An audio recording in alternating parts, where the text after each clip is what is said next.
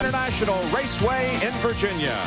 It's sunny but cool in Richmond as 40 cars and drivers get set for the third race of the 96 season. The cool weather has not kept the fans at home. They're ready for the Pontiac Excitement 400. After 2 races, there are several who finished in the 95 season top 25 in points that are not in the current top 25. It's a rather long list. And notice at the bottom is the defending NASCAR Winston Cup champion who comes into this event 43rd in the points. Last year, he was on top of the heap. But he and his teammate are up front today. Here's Dr. Punch. Well, Bob, for the second week in a row, it's an all-Hendrick front row. They're hoping not to duplicate the double DNF of a week ago. Terry Labonte has led the most laps in both events this year, but has yet to go to victory lane. That could change today. Remember, he won this race a year ago. Now, teammate Jeff Gordon needs some kind of break. 42nd and 40th his first 2 starts. He's 43rd in the points, and it comes to the racetrack in this race where he had his worst finish in all of 1995. He finished 36th in the opener at Richmond. These 2 guys need a break, but back in the field are a couple guys who have gotten all the breaks. Their names are Dale and Dale. Let's go to John Kernan. Back in the 11th spot, Dr. Jerry Punch, you got Dale Jarrett. Brand new race team. They come right out of the box, win Daytona, and then finish 2nd at Rockingham last week to Dale Earnhardt. Earnhardt here at Richmond has 24 top 5 finishes, 5 career victories. And Bill Weber right now, he and Jarrett are tied atop the Winston Cup standings. And, John, there are a lot of surprising names in the top 10 in the Winston Cup point standings, and a lot of surprises in the top 10 in qualifying here at Richmond. There are 152 victories among the top 10 drivers, but those victories are split among 5 drivers. The other 5 drivers in the top 10 have no wins, but great references. For instance, Kenny Wallace, multiple winner in the Busch Series and a Busch Series runner-up. Then in this row, you have Joe Nemechek, and across from him, Steve Grissom, a couple of Busch Series champions in earlier years. Row 3 has lots of experience with Elliott and Martin. And in row 2, starting 4th, Ricky Craven, Rookie of the Year last year in Winston Cup and a former champion of the Busch Grand National North Series. A lot of young talent mixed in with the veterans, Jerry Punch. Indeed, Bill, and for the second week in a row, Pontiac qualifies 3rd. This is the Pontiac Excitement 400, and you know Pontiac hasn't won this race since '89. Richard Petty-owned Pontiac hasn't won since 1983. And this driver, Bobby Hamilton, has never won a Winston Cup race. People thought that would change last week. And then suddenly, on lap 345, came the tap right here. And suddenly the most recognizable color scheme in all of NASCAR history was embroiled in controversy. Now, we talked to both drivers to try to put a wrap on the tap, and here's what they had to say. Well, you've had 5 days. Any opinion changed any on the incident at Rockingham? That's a great win. Been a good week for us. Is there any way the accident with Hamilton could have been avoided? Well, as Benny, I mean, we bumped a little, he got in the wall. I didn't wreck him. Well, you know, Dale and I were just swapping lead quite a bit, and we was taking air off of one another, and he come out of the pits in front of me, and so I passed him. He come back and passed me his famous Earnhardt move, and then so I done a famous Earnhardt move on him. I passed him back the next lap, and we come up out of the hole, coming out of 4. What I mean coming out of the hole, you know how it comes up out of the hill there, in turn 4. And I was wide open, you know. He loosened me up a tad, and probably enough to haze the tires up, whatever, and he just punted me. You know, Jarrett got into me, and I saved my car. I mean, guys got into each other all day long and wrecked each other, and, Labonte wrecked because of somebody bumped him from the rear, knocked him out of the race. Have you had a chance to talk since then? I mean, you two discuss anything? Not really. I seen him. He talked. I listened for about 2 minutes, and I walked off. He was still talking. But, you know, I want to tell you what, I like Dale a lot. I've always figured him to be a pretty good friend and all that. And my only complaint was, and complaints don't mean a lot in racing, is, you know, that guy's the best race car driver in the world. I've seen him go through wrecks at Daytona and never touch anything. I've seen him pass cars and never touch anything. And then all of a sudden you're just one-on-one, and then it happens. And when you don't think a guy ever makes a mistake, when something like that happens, you put the mistake out of your mind. I hate it happen. Petty's got a good race team. Hamilton's a good driver. It's over and done with. Yeah, that one can't be undone now. Let's get on with this one today. And one of the guys we have to watch is Rusty Wallace. A fantastic record on short tracks. In the last 27 short track races, that's tracks that are under 1 mile in length. Rusty Wallace has finished in the top 5 25 times, including 11 wins. Even though he had to change engines after yesterday's practice, I still think that he'll be a strong contender here today. And then another car that'll be a contender, Ernie Irvin. The last time he was here in the spring of 1994, he won the race. But Friday afternoon, going in turn 3 just before qualifying, bam, he locks up the brakes, in the wall he goes. They go to a backup car. We can see the damage to that automobile. They bring out the backup car. He makes 1 lap. He qualifies 38, but he comes back on Saturday morning and will qualify and start 26th. Ernie Irvin could be a contender here this afternoon. We are here at Richmond for the first time since 1983. You wouldn't even recognize the place from then. The amount of effort and money that the Sawyer family, the County of Enrico, and the City of Richmond have put into this track is absolutely unbelievable. It is indeed a showcase for NASCAR racing, and we are delighted that we could begin our Winston Cup coverage here this afternoon. The green flag is scheduled at 1:15 Eastern Time, and we'll be back with more in a moment.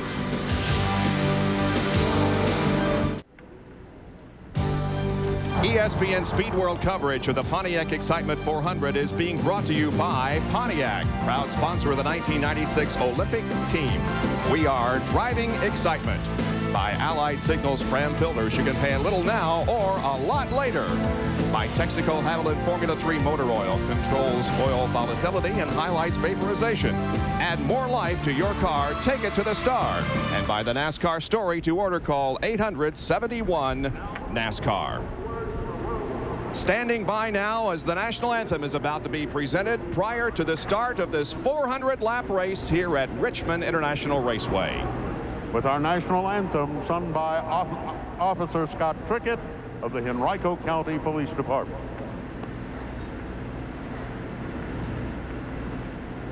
Oh, say, can you see by the dawn's early light what so proudly we hailed at the twilight's last gleaming, whose broad stripes and bright stars through the perilous fight o'er the ramparts we watched were so gallantly streaming, and the rocket's red glare, the bombs bursting in air, gave proof through the night that our flag was still there.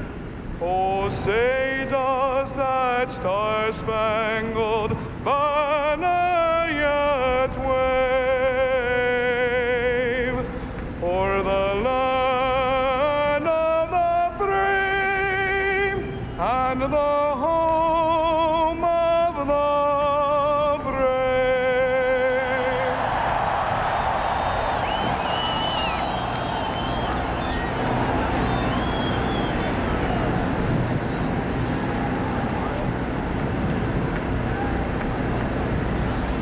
Now for the most dramatic words in the world of professional sports, our Grand Marshal, Mike Mitchler. Gentlemen, start your engines.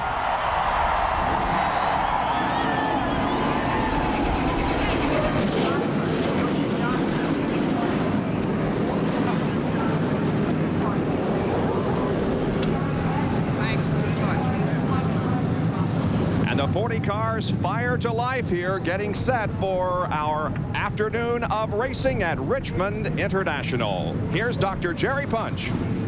Bob, one of the reasons for the popularity of this racetrack with the viewers at home and the fans here is that it's a combination of the intimacy of side-by-side short track racing and the nose-to-tail 150-mile-an-hour straightaway speed drafts of a super speedway.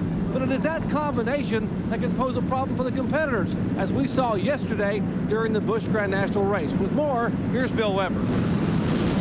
Well, Jerry Goodyear would love to design a tire that would last a fuel stop here at Richmond, but it doesn't make a lot of sense. You have to find a happy marriage between traction and wear. A fuel stop here is about 120 laps, but on these tires here, the guys are looking to go about 60, 70, maybe 80 laps today. Yesterday in the Busch Series, we saw considerable wear on the front tires. These cars are heavier and faster, but you have better drivers and perhaps better handling race cars today. We'll have to see what happens. John Kernan. Bill, the one thing you want to have in your pit, lots of tires, and just about everybody does. I checked with Goodyear today. Just about everyone got 7, 8 sets of fresh tires, and back on the truck, if they run out of those, hey, there are more Goodyear Eagle GT radials back there in the garage area. They can mount them up. We're going to keep the cars running on pit road for a while and then take 4 warm-up laps on this cold Sunday afternoon before the green flag.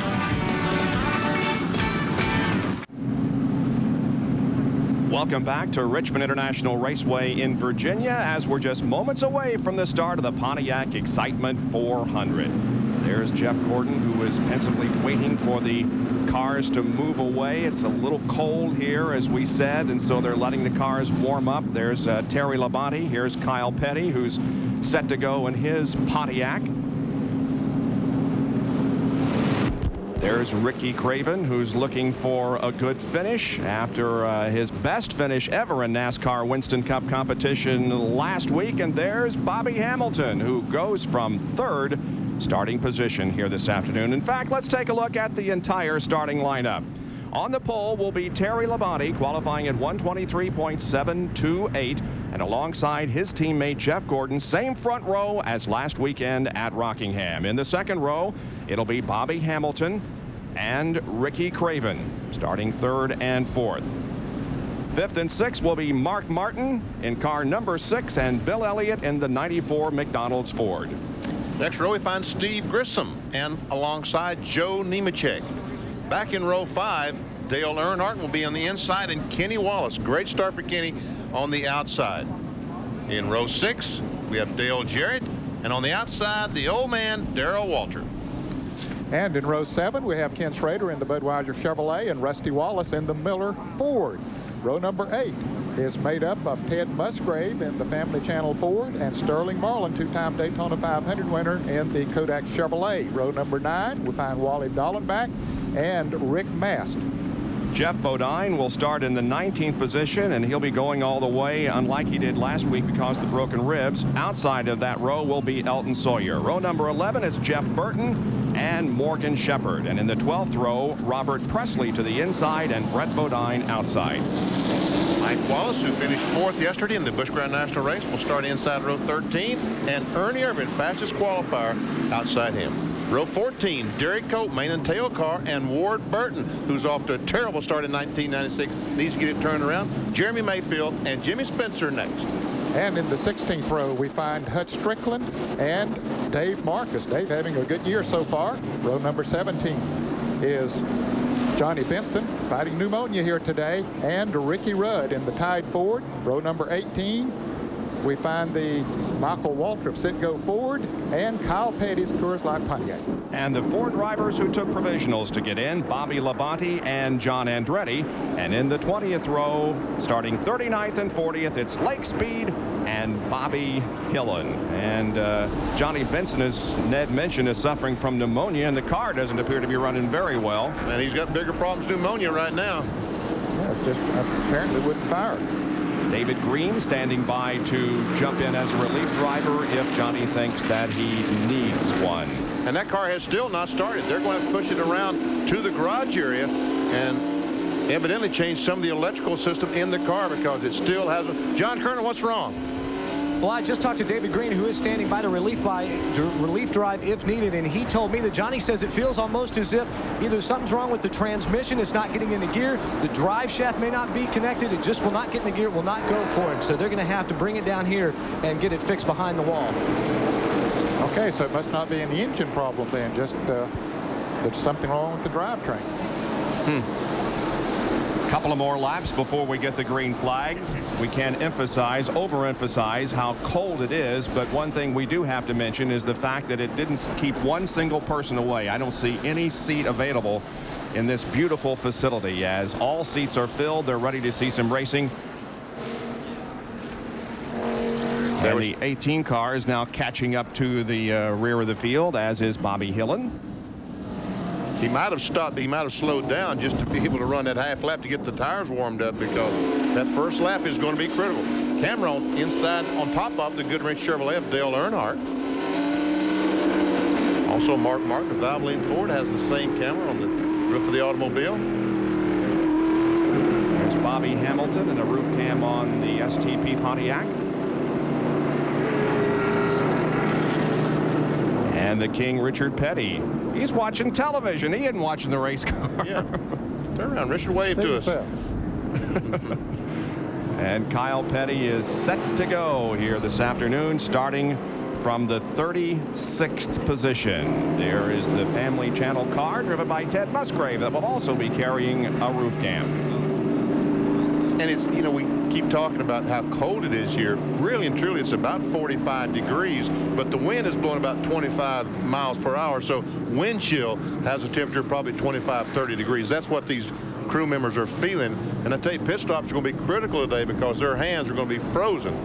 I would think, keep your hands in your pocket down there, guys. Need to get them some of those little things that you use in golf that you can get at the golf shop and keep your hands warm. More on Johnny Benson from John. Well, Bob, it is the drive shaft not hooked up to the rear end gear. They sent a crewman into the garage area to get a U-bolt and a yoke. They're working on the car right now. The pace car coming by. These cars still getting warmed up out on the racetrack. Johnny Benson sits in his car helplessly. They're waiting, hoping they can get it fixed before this race goes green. But the pace lights are off atop the pace car, so it should be one to go. Evidently, they changed the gear in that car this morning, and when they put the drive shaft back in, they just slid it up in the rear end yoke and did not put the little U-bolts that hold it in, and it fell out. There is a loop that keeps the drive shaft from dragging on the ground. It probably fell down against that. That's why it didn't fall out. And they push these cars through inspection, push them out onto the start-finish line, so it's never fired until they get ready to start the race after that, so they wouldn't have known it.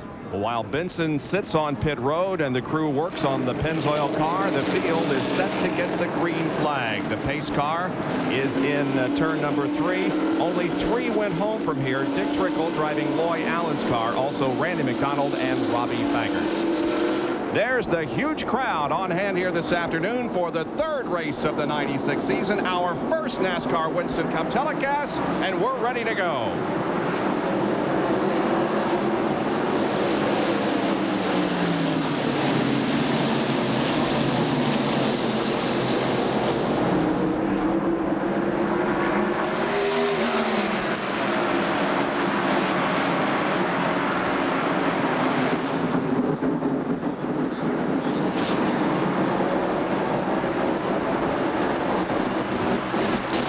Benson rolls out of the pit area, but he's a lap down as the battle up front is underway. Labonte has taken the lead, but look at Bobby Hamilton getting past Jeff Gordon for second. And now Hamilton has his sights set on the lead. Well, he went into that turn very hard, slipped a little bit. Lost just a little bit of momentum he had, but he's coming right back. Mark Martin and Ricky Craven are running together on the racetrack for 4th. From the roof cam on Bobby Hamilton's car, you can see how close he is to the leader, Terry Labonte, as Mark Martin tries to get underneath Ricky Craven back there for 4th position, and Hamilton again bids for the lead. He's got a nose up there. And Labonte is going to give him that room because it's too early in the race to really be contesting these spots, and Hamilton, I think, is going to take the lead in the STP Pontiac. Yes, he is the leader. Continued where he left off last week. Side by side, Mark Martin takes a spot away from Ricky Craven. That's the 4th position. Martin in 4th, Craven 5th, and it's Bill Elliott, Steve Grissom, Dale Earnhardt, Joe Nemechek, Kenny Wallace, and Dale Jarrett. Look back on Craven from Mark Martin's camera. That's in the rear bumper of the Valvoline Ford. Here's Brett Bodine in the 11 car to the inside of Darrell Walter, or rather Ricky Rudd, trying to get to the inside as a whole bunch of cars now are side by side behind that. And some of them trying to use that high groove, Bob, in making passes back in that area.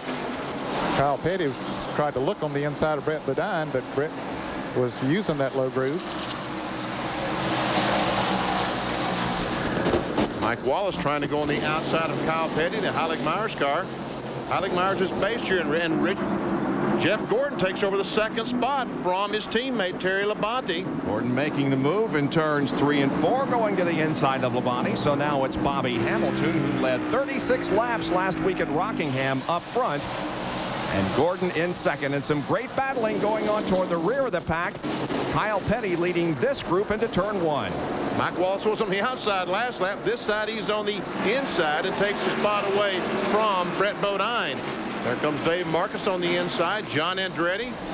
And look at Benson go, made it 3 abreast, took the spot away from Hut Strickland. That's Hut in the 8, the red number 8, Lake Speed, the blue number 9 on the outside. And Michael Waltrip and Bobby Hillen are bringing up the tail end of that pack. And Benson has a lot of room to make up, but he's trying to do it. He goes to the inside there of John Andretti, making it 3 wide. Oh, we have contact. And Michael Waltrip spins in turn number 4, and Strickland amazingly didn't hit him. And the caution still hasn't been thrown. Michael's waiting for the caution, and they're waiting for Michael. Finally, Michael wanted to get out of the way, get out of the middle of the racetrack. He takes off, and there will be no caution flag. But he does get lapped as we watch now Rusty Wallace and Darrell Waltrip go at it.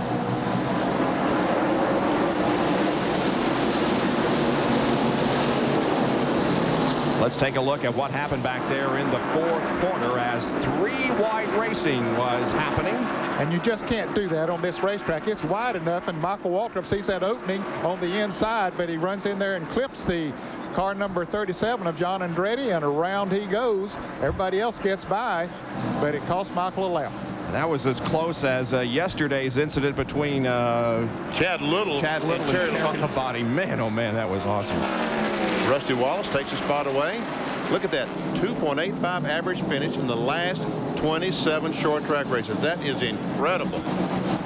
Dale Jarrett trying to move on the outside of Kenny Wallace. He's been trying to get by him on the inside for the last 5 or 6 laps, and now he decides to make the high move, and looks like it might work for him. Jarrett will take the position away from Kenny Wallace. Now Rusty Wallace moving up on the outside. Jarrett moving into 10th position, dropping Wallace back to 11th. Rusty said, come on, Herman. Come on, let me have a break here, Herman. Wallace and Wallace. They call Kenny Herman in the family. Sterling Marlin, Darrell Waltrip, and Ken Schrader coming up behind. Meanwhile, it's Bobby Hamilton who is leading this event, and the interval is about 8 or 9 car lengths between Hamilton and second place Jeff Gordon. We're early in the Pontiac Excitement 400.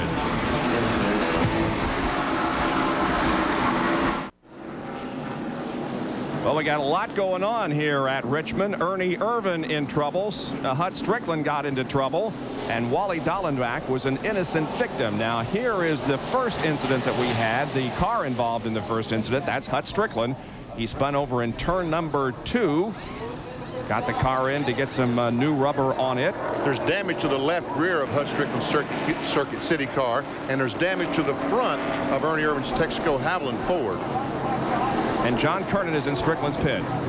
Well, they've already replaced the right side tires. Now some crewmen pulling back on the left rear quarter panel. I tell you what, it's smashed up pretty good inside. They're going to have to get a sledgehammer out or something and beat that thing in, because the left rear fender rubbing against the tire. They're going to have to get that clear before Hut can go out. But he sits here on pit road already down a lap. Now the deck lid has come loose from the hinge, so they're going to have to push that down. They just got a good old-fashioned mess of that number 8 Circuit City Ford. Let's go down to Ernie Irvin's pit. Well, these guys are going to work on the front right side. Heavy damage there. The hood is buckled. They'll try and bang that out. There's damage to the left side. He's obviously rubbed tires with somebody on the left side of the car. The tire on the left side is pinned in by the sheet metal, so they're going to have to pull that away before they can change tires. It looks like they're going to try and do the sheet metal repair, then send Ernie back out and bring him back around and do some more repair. Waiting for the pace car to come around. Ernie revs the engine and he's on his way, but folks, he'll be back. several other cars making pit stops, but Irvin and Strickland repairing damage, as is the case with Wally Dallenbach. Now, here's what happened. The field had just gotten the yellow flag, and Irvin just ran into Wally Dallenbach, it looked to me like, Ned. That's the way it looked, and this had nothing to do with Hut Strickland other than the fact that the caution flag came out. Over here, there's Strickland spinning out on another part of the racetrack, and they came by and got the caution flag here, and Ernie Irvin and Wally Dallenbach got together. And Strickland is back in. And Ernie Irvin also coming back into the pits to get repairs after this incident down in turn number 1. We'll take another break and be right back with more from Richmond, Virginia. Just as you rejoin us, the cars cross the line and take the green flag for the restart. Now, Johnny Benson and Michael Waltrip are both positioned to the inside, trying to get their lap back, and Benson has. Yes, and both of them came in and put on 4 new tires. That should give them a little extra speed, and they look for this opportunity to get back in the lead lap. And as you say, Benson has. Michael Waltrip hasn't been able to get up there and pass the 43 car yet. It's still Benson on the lead lap now, back in 36th position. Bobby Hamilton is your leader. Michael Waltrip came up and looked like gave him a little bit of a bump there. Now he tries to go to the inside to get his lap back in the 3rd turn. Is he going to be able to do it? Looks like he will. So now both Benson and Michael Waltrip are back on the lead lap. Hamilton is the leader, but now is getting a challenge from Jeff Gordon. And here's Rusty Wallace making a move. He got around Dale Jarrett back there in the pack. Rusty has moved up to the 9th position now. See Jeff Gordon on the back bumper of Bobby Hamilton. That's first. The 43 STP is the leader of the race. The 24, Jeff Gordon, is second. The yellow, Benson, and the red car, Waltrip, have on the tail end of the lead lap. There we see Earnhardt trying to go on the outside of Terry Labonte. Started 9th. It is already up to third position now. Yeah, passing Labonte, taking over that 3rd spot. Here's Jerry with more on Bobby Hamilton. Guys, a moment ago, Robbie Loomis radioed his driver and said, you know, easy does it, said don't abuse the car. Remember the tire concern. And Bobby said, I'm not, but I wanted to lead a few laps and then settle in and get comfortable. But I'm so comfortable up here leading, and I'm really not punching the car. And Robbie said, fine, just be very careful with those front tires. We told you that Bobby Hamilton led 36 laps last week. He also led 5 laps on this racetrack last fall during the night race. Oh, Michael Waltrip and Johnny Benson came together. Oh, some heavy contact that time. And Benson spins right in front of the leader. Just kisses the wall. And there's no caution out yet. Yeah. Now there is. And Michael Waltrip is going to race as hard as he can to get his lap back. Benson gets his car going, but he will lose 1 lap. Just after he got back on the lead lap, he goes a lap down again, but Michael Waltrip is going to benefit from all this. Let's watch the race to the line here, and yes, Michael Waltrip will be back on the lead lap. By the way, we mentioned that Wally Dallenbach was also involved in the incident earlier. He's behind the wall. This is the reason for the most recent caution. There we see the contact between the 2 cars as they go down in the corner, and Hamilton goes up and almost runs in the back of Michael Waltrip. Michael jammed on the brake trying to avoid Benson and almost got Hamilton in the deal. Not a whole lot of damage probably to Johnny Benson's car, but a little bit on the right side. Let's take a look at it from another angle. Watch the tires, watch the smoke when they make contact right there. We can see as the tires start rubbing the sheet metal, the smoke boil up, and Benson jams on the gas and just barely makes contact with the wall. And all the cars, the whole field is making pit stops. My goodness. Just a few cars remain on the track, about 7 of them. Everybody else is in for a pit stop. Here's Jerry Punch. 4 tire change. This will give the crews a chance to look at the tire wear concerning about the right front and left front tire. The Jackman falls down here. Let's check it down in the Labonte pit with Bill. 4 tire change for Terry Labonte. Fuel's already in and the car is away. Now to you, Jerry. Left side tires on the Bobby Hamilton car. Meanwhile, Jeff Gordon's crew has already changed 4 tires in the defending series champion, is down and away. Gordon, in his car, had a push going in and was very loose coming off the corner. They were going to make an air pressure adjustment on the 24th. Now, figure out who's in front of that bunch there, guys. Yeah, I'm glad that's NASCAR's job. Let's take a look at how Earnhardt got through this.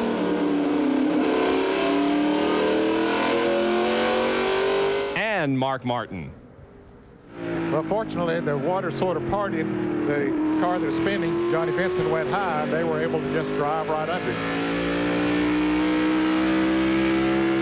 Ernie Irvan comes back into the pits for a stop. He completes his service and rolls back out. Here's John Kernan in Hut Strickland's pit.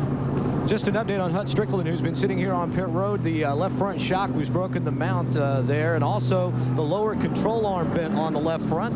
Hut's still sitting here as Felipe Lopez and the crew are trying to get that fixed up. Michael, or I should say, the 30 car Johnny Vincent Jr. has taken on 4 tires, and they've checked the toe out. Apparently the toe has been knocked out on that car on the right front, so they have checked that and sent Johnny back out on his way. So while Hut sits on pit road, the cars are still under caution on the racetrack, and we'll be right back.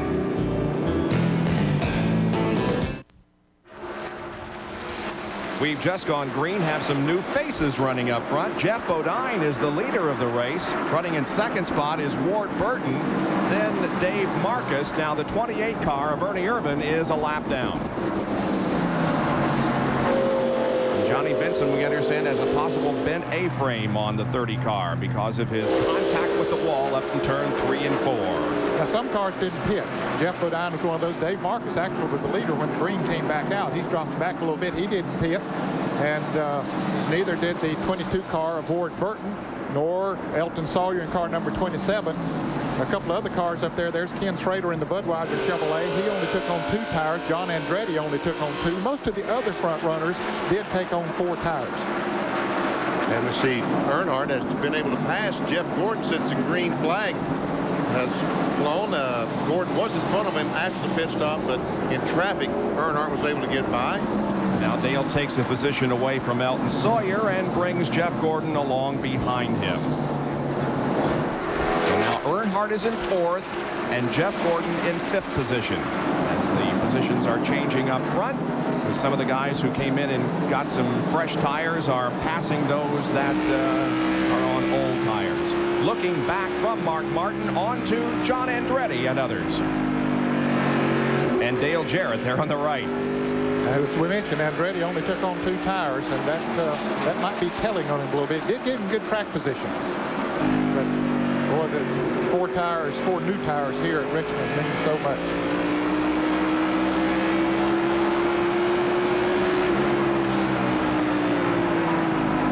Dale Jarrett closes in right on the back bumper of Mark Martin. And Mark gets on the gas, pulls away by a couple of car lengths as they come off the corner.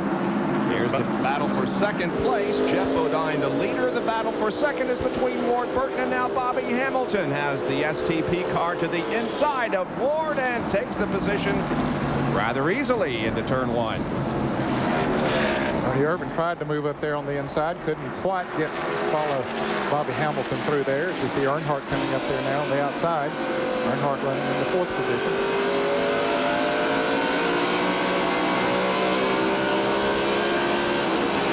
Ernie has position on Ward this time, going down in the corner. And Earnhardt also follows. Yeah, those tires that Ward Burton has on there, we're on lap 45 right now.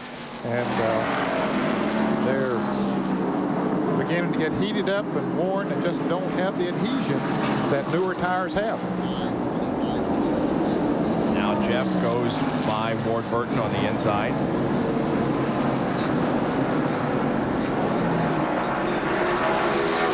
Right now, Ward. And here's a battle for the lead. Hamilton on the inside of Bodine. He will take the lead. He led that lap. He was about a half a car length ahead of Bodine when they crossed the line, and so Bobby Hamilton goes back on front on lap number 45. let's go back here and see if we can pick up on some other battles. There's Ted Musgrave, Sterling Marlin, Elton Sawyer, who was up front just a few laps ago, and look how far he's gone back because of the worn tires. Also, that's Robert Preston in the 33 car. After all this time, I still won't say Harry again. Well, you can't blame some of the teams for trying that strategy of putting just 2 tires on to get the track position, which is very, very important on any racetrack, but especially a short track. But they'll rethink it now, and those others that saw them do it and see the effect it is having on the race cars just doesn't look like it's going to work. For more on it, let's go to Bill Weber in the pits. Similar strategy for Jeff Bodine, Ned. He stopped on the first caution of the race, came in, topped off with fuel, and got 4 tires. Qualified 19th, was leading, currently gave that up, but still running at the front of the pack, running second with Ernie right behind him. So his tires aren't quite as old as some of those others then, since he stopped on that first caution. And so that's good strategy on his part. Yeah, the 22 Ward Burton also stopped on that first caution flag to change tires. And that's one reason he was able to keep up as well as he was. There we see some very, very close racing between Steve Grissom, the 29 car. That's Dino's feet's really hot as he comes off that corner.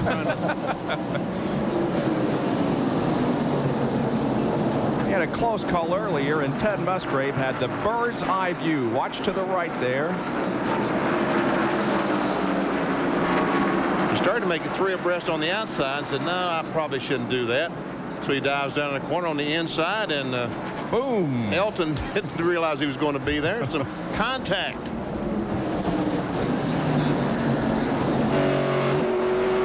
Presley, Schrader, Bill Elliott, Ted Musgrave.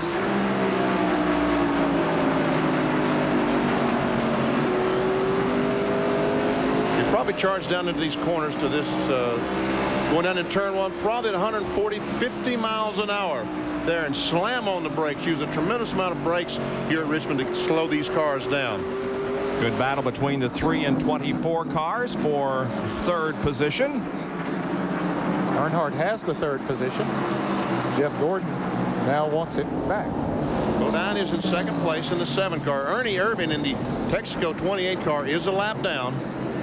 He's in 36th position. Here's some almost 3 abreast racing. Wallace, Schrader, and leading the charge, Ted Musgrave. And while that was happening, we watched that. Let me tell you that Jeff Gordon did, in fact, pass Dale Earnhardt for the 3rd spot.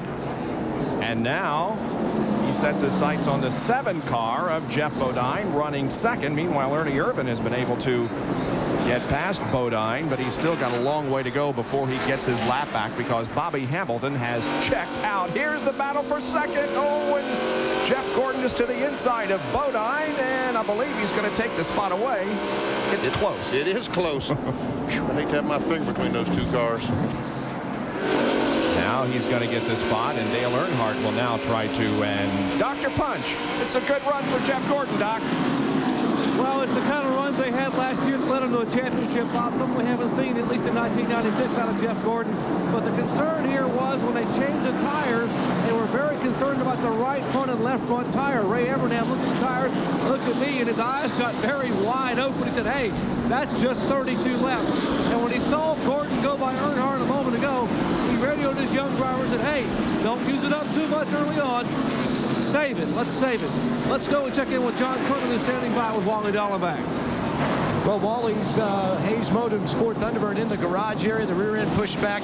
Wally, a little help from behind, it looked like. Yeah, we had, we had a good car working. It was early in the race. It's pretty dumb when somebody runs into you after the yellow flag. It's really unfortunate. It really is going to hurt us in the points and everything, but we'll be in Atlanta. All right, Wally Dallenbach, he's out of the race for now. In fact, they just brought the car back to the truck. They're getting ready to load it up, guys. Boy, that is a tough break for Wally, who has had so many good runs here in the early part of the year. You got to think that this team is going to come together, and you got to really think that they're going to be strong when they go to Sonoma in May.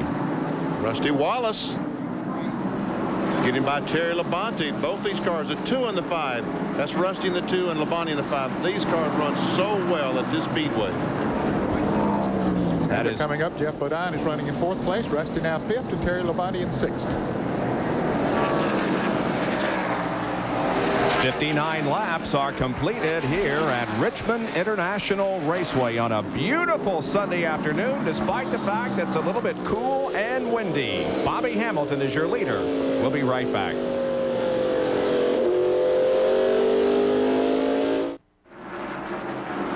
The Pontiac Excitement 400 from Richmond International Raceway in Virginia is being led by a Pontiac, and the driver is Bobby Hamilton, who started in 3rd position and has been as low as 7th, but has led a total of 48 laps so far. He's about 3 seconds, a little over 3 seconds ahead of Jeff Gordon, who is running in 2nd place. Bobby Hamilton's STP Pontiac is great. He's working good here. He registered 2 top 10 finishes here last year. He was 9th in this race a year ago, and he finished 5th in the fall race here at Richmond. His only top 10s at Richmond in 9 events. He qualified on the front row here at one of these races last year.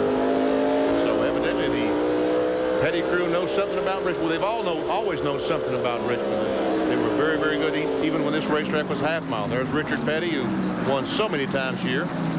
They were good when it was dirt. They were good when it was half a mile paved asphalt, and now good on this one. He's won 13 times here at Richmond, has Richard Petty. 6 in this event. We're watching a Cram Field summary, and here's some battling going on. That's the 11 car of Brett Bodine. This is around 20th, 21st, 22nd, something in there. Bobby Labonte in car number 18. Ricky Rudd in car number 10. Kyle Petty right behind them as they battle side by side. Steve. And yeah. He and John Andretti made some contact down in the 1st and 2nd corner, and Grissom goes up the racetrack and was able to get it back under control without spinning. What happened here, BP? There we see Andretti on the inside, the Kmart car, and a little bit of contact on the left rear, and Grissom goes up to chase the back end and almost chases it to the wall, but he finally catches it just before the wall. Does a good job with that. He's had a couple close calls already today. There's Dino on the left rear quarter of the 29 car. That's the Cartoon Network. It's dropped him back to 18th position, Steve Grissom. Barney Rubbles on the right rear quarter, and Brett Flintstone on the hood.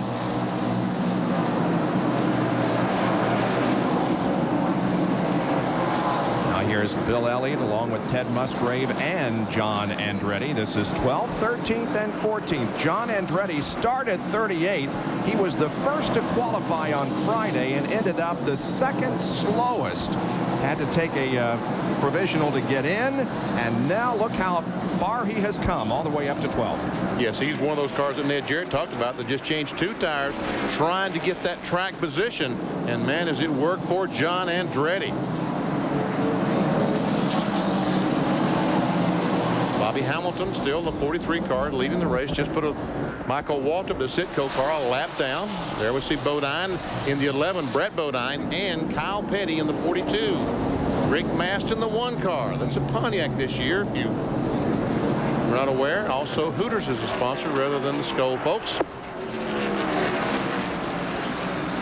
22nd, 23rd, 24th, and 25th here. And Bobby Labonte in the 18, the green car. Now these guys are about a third of a lap in front of the leader, Bobby Hamilton, but he's coming up. He's lapping some race cars out there. He just put a lap on Michael Waltrip and Elton Sawyer. Joe Nemechek has gone a lap down. Bobby Hillen and Dave Marcus.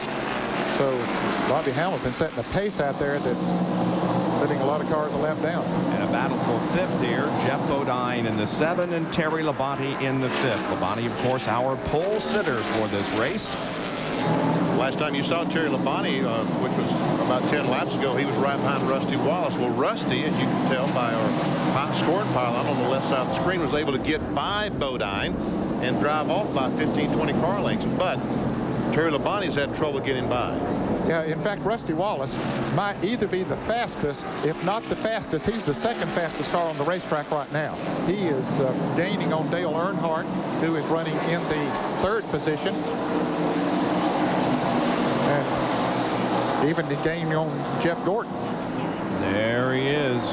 And this is how far he has come. Rusty Wallace starting the race in 14th position. By lap 15 had moved to 11th. kept picking him off, and now on the 75th lap is 4th and looking for 3rd as he goes to the inside of Dale Earnhardt. Whoop, don't make it 3 abreast, Rusty. That won't work. He knew better than that. Looked tempting, though. It did look very tempting, that hole on the inside of Earnhardt. And we've got a crash. Jeff Bodine is in the wall in the QVC car up in turns 1 and 2, and the caution is out. Car is up against the wall, and there won't be any other car involved. Looks like there will be some damage to the left rear. Yes, there is.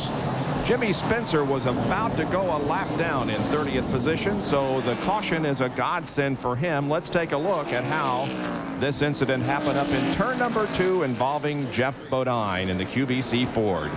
Well, we'd seen Terry Labonte trying to get around Jeff, and he's not close to him there, but he does come down and clip the Dave Marcus car, number 71. They make contact, and it sends Jeff around and back into the wall. There's Sterling Marlin and Dale Jarrett both getting by. So a tough break here for Jeff Bodine. And pit road is open, so those on the lead lap are going to be making their way to their respective pits to get some fresh tires and some fuel. And many of them will welcome this opportunity. They've been out there a little while on those tires. Jerry is in Bobby Hamilton's pit. Well, 37-year-old Bobby Hamilton brings the STP Pontiac in. 43, 24, and 3 stacked. As you watch them top to bottom, STP Pontiac, middle of your screen is the Gordon car with the Chevrolet, bottom of the screen, the Goodrich Chevy.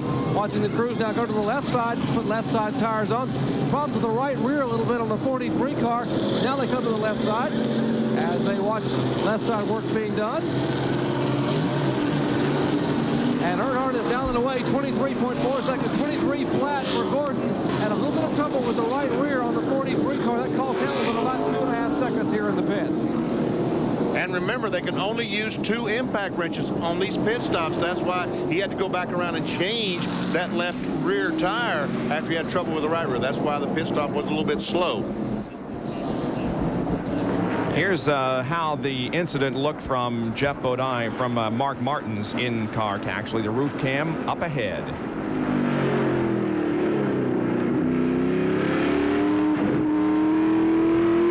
Well, you could hear Bodine's impact with the wall. He's back running, but there is damage to the rear end of that car. We'll take a break and be right back.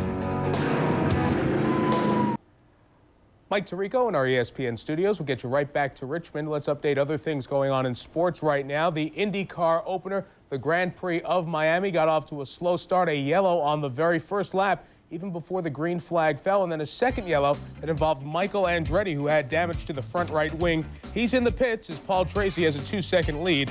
And they had to qualify this morning, so for some of you may not know, Paul Tracy started this race in Miami on the pole. College basketball going on this afternoon. ACC conclusion of the regular season, Georgia Tech and Clemson. Stephon Marbury takes it away from Greg Buckner, Gary Sanders to Marbury to Drew Barry for the hoop. Georgia Tech looking to wrap up the top seed in the ACC tournament, which they haven't had in a decade, leading Clemson by 3. Important game for Clemson, a team on the bubble. You'll see the entire ACC tournament on ESPN coming up this week. Championship week continues on ESPN later today. 6th bid in the field of 64. Davidson in Western Carolina. That's right after the race. Let's go back to Richmond and Bob. All right, Mike, and just as you return once again, the green flag comes out, and we are back to racing on lap number 85. And at the front of the field is Jeff Gordon with Rusty Wallace running second. Now, at this time last year, Jeff Gordon had already won a race at Rockingham. This is the first time that he has led a lap in 1996.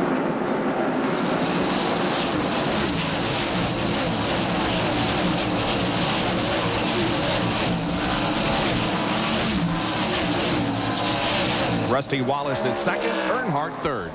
And Sean Parker, the tire changer, rear tire changer on the 2 car, I'm disappointed. He assured me this morning after the first pit stop that 2 car would be leading. They made 2 pit stops, and he's still only up to second place, Sean. That's still pretty good. Yes, it is. Bobby Hamilton is running fourth. We're watching from his roof cam. Now ahead is Michael Waltrip. However, he is a lap down in 31st. There are 30 cars on the lead lap. Michael gives Hamilton the room on the inside, and he goes by and tries to go forward. Let's check on tire wear with Bill Weber. Jeff Bodine was on 54-lap tires when he wrecked. This is his right front tire. You can see how badly this is torn up. Now, Jeff had not complained about the handling of his car because of the tires. He was dropping back in the field, but the team told me they're not really sure if that happened before Jeff went into the wall or on his way there. And Bill, I would say that was when the car, he locked up the brakes and slid the tire that caused that problem. That tire was not worn that way from his 50 laps around this racetrack. Certainly a possibility, Benny. You can see they're still looking at it down here. When you stop these tires and slide them over the surface of the racetrack, it's almost like sandpaper. Just takes that rubber and peels it away. And it's called flat spotting sometimes, but that was a little more than a flat spot. Yeah, there's not a lot of rubber on these tires to begin with. Yeah. And like Benny says, you lock them up a 3,400-pound race car on an abrasive racetrack. This racetrack has been through a harsh winter here at Richmond, Virginia, and it's a little abrasive. When you say not too much, Ned, as a matter of fact, about 1/8 of an inch is all the rubber there is. Bobby Labonte and Robert Presley are battling for position. Meanwhile, Hamilton is about to take third and does take third from Dale Earnhardt. Well, let's watch this and see how close they come on the racetrack. Well, it's not going to be close long because Bobby Hamilton's going to be gone. Man, that car is hooked up. It really is. You got to think that this is a winner soon in Winston Cup racing. Here's a Fram Field summary. Watch for your favorite driver. The numbers in parentheses indicate where they started. Rusty has come from 14th starting position to run second. Andretti from 38th to 10th. We see Presley there, Robert Presley in the 8th spot. And I was told this morning that he has an awfully good car today. Here's John Andretti, Ted Musgrave, Bill Elliott. This is 10th, 11th, and 12th.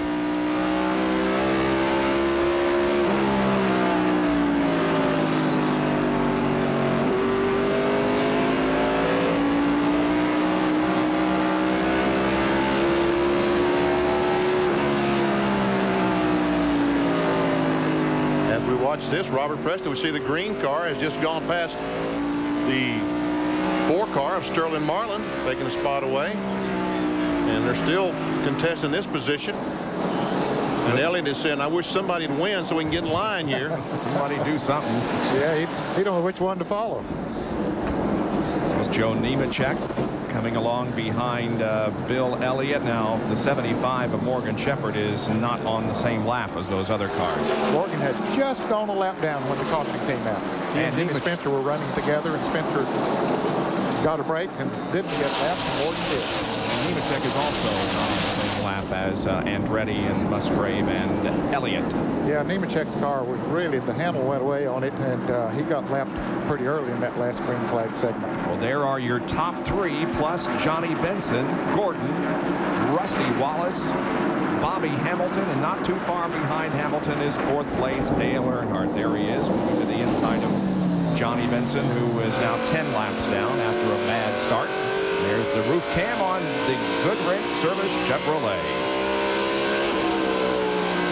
And now we switch to Bobby Hamilton. Oh, let's check out this battle that rages on between Andretti and Musgrave.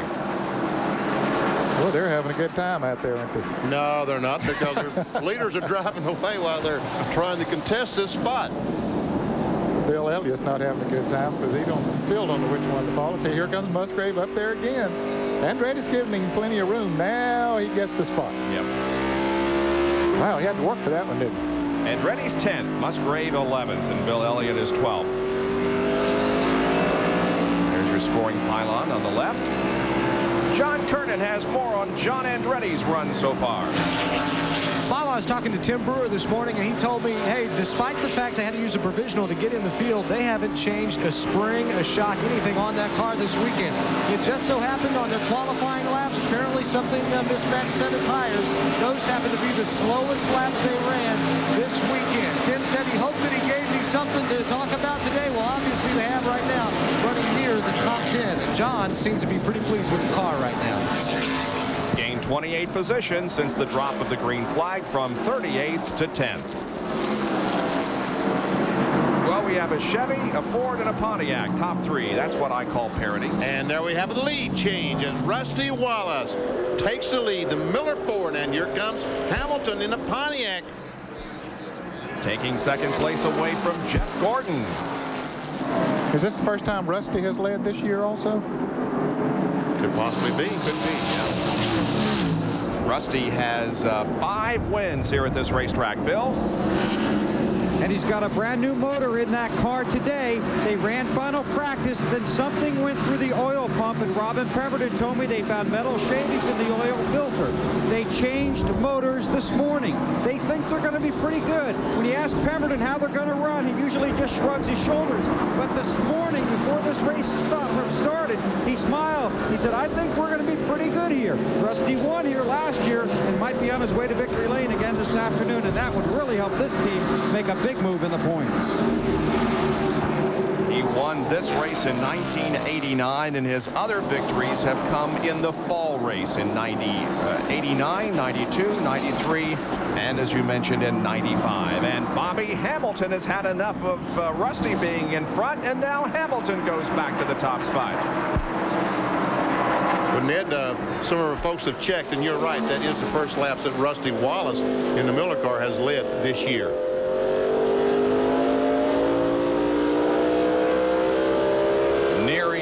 Whether we have completed 104 laps now out of 400, it's Hamilton, Wallace, Gordon, Earnhardt, and Dale Jarrett, the top 5. We'll be right back.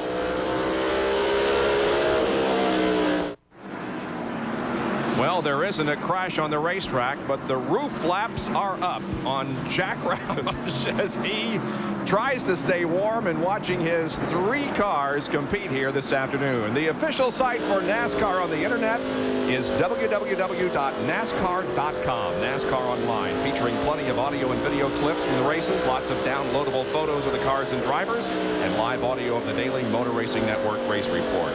NASCAR Online. Well, nothing has changed since we have gone to commercial. Bobby Hamilton, the STP Pontiac, still leading. Rusty Wallace, the Miller Ford, still trying to catch him, and Jeff Gordon still running third. You know, the NASCAR folks have to be happy, you know, because they got a Pontiac, a Ford, and a Chevrolet. Yep. That's what you call parity. Here is Robert Presley, who is running in 7th position at the moment, having come from 23rd starting position. There are the statistics from his last few laps to 16th, 12th, 9th, and has leveled off in 7th position. Having a good run. Sterling Marlin is running good in the Kodak Chevrolet. He's running in 8th place. Bill Weber has more on Robert Presley. Well, Robert, not a lot of luck at this track. 35th last spring, 30th last fall, and they ran yesterday, and then they liked the motor in there, but it was leaking oil. So this morning they changed the motor, and he has come right to the front. Now, Andy Petrie is his new crew chief, and we know what kind of success he's had with Dale Earnhardt. This is a car Andy has basically built since moving over to the 33 team. They qualified so poorly because the sway bar came loose when they were making their qualifying run. They've got a good car and a good start here. Lap 112, they're 7th on the leaderboard. The Leo Jackson-owned Skoll Chevy for Robert Presley right now running in 7th spot, just ahead of Sterling Marlin. It looks like Sterling Marlin has closed up a little bit there. So 3 leaders. See, Dale Earnhardt has fallen back a little bit from this group of 3, and Dale Jarrett is closing up. Yep. So the Dale and Dale show here, 4th and 5th position. Ned Dale has to be tremendously happy with the way things have gone so far in 1996. Oh, he has been. Things have gelled so well. A new team coming together with all new personnel. And, you know, most of the time you say, well, it's going to take them a year or maybe 6 months or half the season to gel. But they just came right out strong from the very beginning. And they just, I guess, happened to get the right, maybe say happened is not the right way to do it, because Larry Reynolds and Robert Gates really handpicked the people that they put on that team. And it's come out and working very well. Another grand summary. I just realized this is the first time that we've seen each other since Dale won the Daytona 500, and good job by him, needless to say, but you too, Ned. Well, thank you. It was nice to be able You're to sit getting in a the big booth. old hand at that, aren't you? Well, it's nice. As DJ goes around, Earnhardt now takes over the 4th position while we watch this battle up front. It's nice to be able to sit in the booth and call a victory for him occasionally. Tell you what, Rusty's closed up right on the back bumper of Hamilton and bringing Jeff Gordon along with him. Yeah, before Hamilton was able to pull away once he got out front, but this time he hasn't been able to. Rusty's staying right there. Saw the 29 cars on the lead lap with Brett Bodine, the last car on the lead lap. Jeff is a lap down, and so are these cars at least one lap down. Well, Dr. Jerry Punch is standing by with the Honorable Governor of the Commonwealth of Virginia. And for you racing fans or football fans, the name George Allen is going to be very familiar. That was this governor's father, one of the legends in pro football and coaches. And Governor, your dad was such a legend in coaching. Joe Gibbs involved now in motorsports. I know you've become a huge fan. Well, it's a great competitive sport. It's they have great fans, but it's also a lot of teamwork. And I always want to say howdy to Joe Gibbs. And obviously, it's not just the drivers, the whole team. It's the ownership. And I think the thing that really makes it is that these drivers and the people involved in it are not haughty. There's a lot of glamour to this and a lot of glitz, but they're just regular people. And the best fans, I think, anywhere. Folks will drive from, hours and hours, stay overnight and so forth just to see a race. And it's a tremendous sport. There's over 80,000 people here in Richmond. This is the biggest sporting event in all of the Commonwealth of Virginia, and I think it's a testimony of the great growth and attraction of motor racing. You must be so proud of this facility. It's the largest sports arena in Virginia, you said, but what a show place. Well, it's designed by the Sawyers for the fans, and no sport is anything without the fans. They're the ones who make that investment, the millions of dollars that he put into it, worthwhile.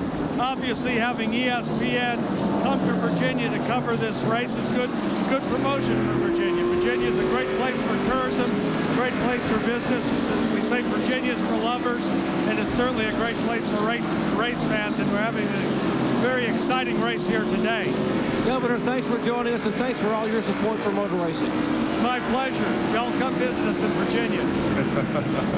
This is a great place to visit, as Mark Martin has just taken 5th position away from Dale Earnhardt. People are so laid back here, and the governor mentioned that this place, and one of the signs just outside the main gate here says that this place is fan-friendly, and indeed it is. It's a great place to come and watch a race, and again, the people in Henrico County and the city, not only the racetrack is fan-friendly, the community is fan-friendly. Yeah. The motels don't jack up the prices. The restaurants don't have a different menu for race week, and other times it's just, they come in and say, come on in, and we'll charge you the same thing we charge Monday, Tuesday, Wednesday in the middle of July. So thank you very much for that. Yep.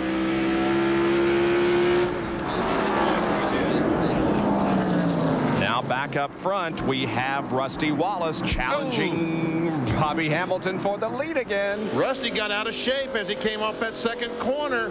He's trying it on the outside. That's a hard way to go, Ned. Yes, it is. That is, especially at this point of the race when there hasn't been that much running up on the outside.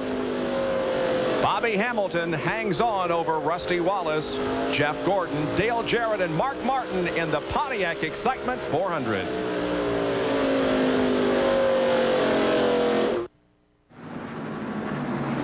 In July, maybe when we even come here later in the year, people are going to say, I really needed that much to keep me warm. Yeah, it's pretty cold here today, but it again has not deterred the fans from coming out to see their favorite drivers. Well, look at this. It is still a 1-2-3 situation. Hamilton, Wallace, and Gordon as they put a lap on the 11 car. And Brett Bodine is shown in 29th position, so there are still 28 cars on the lead lap. Clear. I'd say let's go. Let's go. Kyle Petty gets around Kenny Wallace. Moves into 18th, Ned. And his spotter tells him, let's go. But Kenny Wallace, he wants to go too, but not going to work on the outside. Spotter being the cheerleader.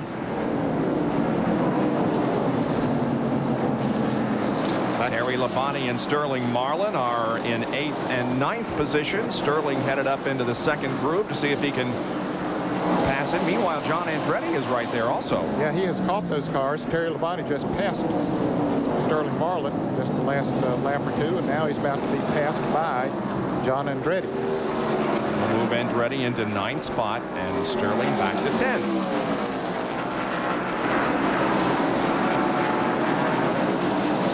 There's some cars beginning to slip and slide out there now as they've been on these tires for a little while in green flag conditions.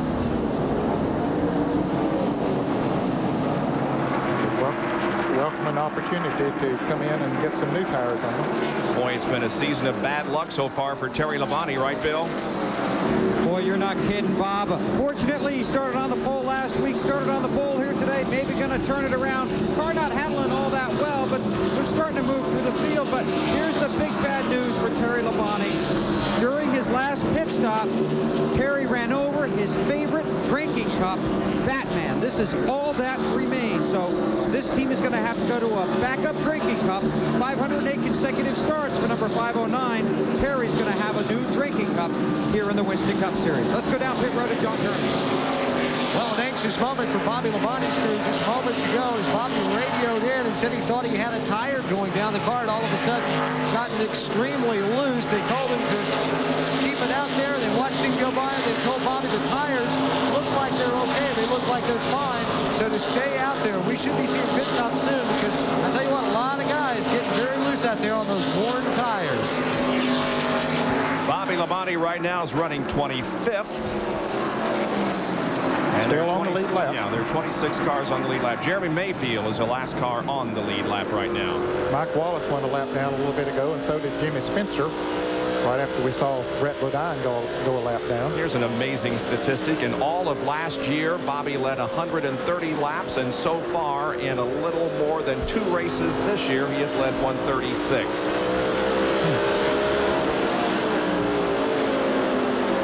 Dale Earnhardt and Robert Presley are together, 6th and 7th, and Earnhardt's slipping back, isn't he? Yes, he's just not able to go in that Goodrich Chevrolet like he was earlier on. It could be that he made a change the last time they made a pit stop, and that change did not work. So the next time that we see the Goodrich Chevrolet in the pits, I'm sure that David Smith and Bobby and those guys, Richard Childress, will come up with something to try to help. Presley takes the spot away the hard way from the top of the racetrack, moving Robert to 6th and dropping Dale back to 7th. Robert Presley is running about the same lap times as the leaders right now. He's hanging right in there. In fact, some laps he's running a little bit faster than is Bobby Hamilton. There are the top runners just about to put another lap on Jeff Bodine, who is a lap down in 34th. And right now, this is kind of stabilized as nobody is changing positions up front. Oh, Hamilton took a look on the inside of Bodine, and when he got to the corner, Bodine turned left and said, wow. Dale Jarrett has just moved into 4th position. Moved back around Mark Martin. They've traded that position a couple of times here during this green flag run. Uh-oh, there we saw John Andretti and Ted Musgrave are side by side, and up front it's Gordon and Wallace side by side for 2nd. Gordon got a run coming off turn 4, got alongside Rusty Wallace, and is trying his best to take over that 2nd spot, but Rusty's going to try his best to find him back on the outside. It's not going to work, it doesn't appear. Good, clean, close racing there between Gordon and Wallace. Pit stops are going to be coming up pretty soon. We're going to get a quick commercial break in here so that we can come back and follow the pit stop activity in the Pontiac 400 from Richmond.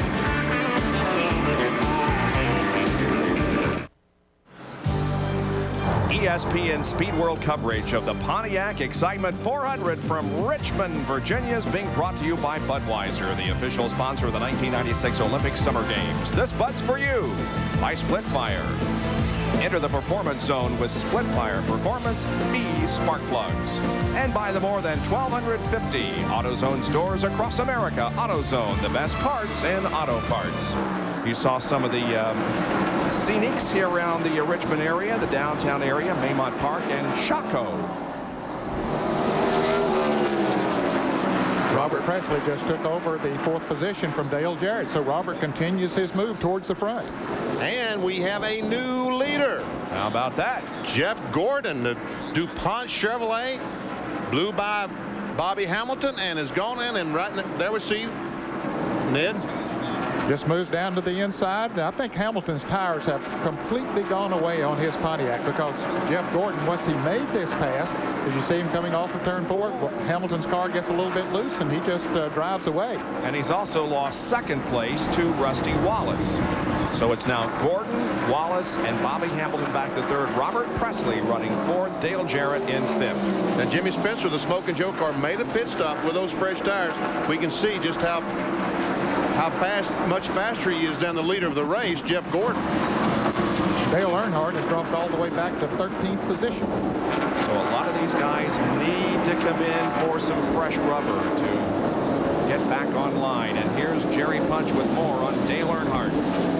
Well, the problem with Earnhardt was the previous pit stop, they thought the car needed an adjustment. They actually came in and put a round of wedge in the car, made a track bar adjustment, and also changed the air pressure. And apparently, they've made 2 major changes. David Penn said the car is just so tight, the car can't turn coming off the corner, so they're going to make an adjustment when he comes back down pit road. Here comes the car number 43 down pit road.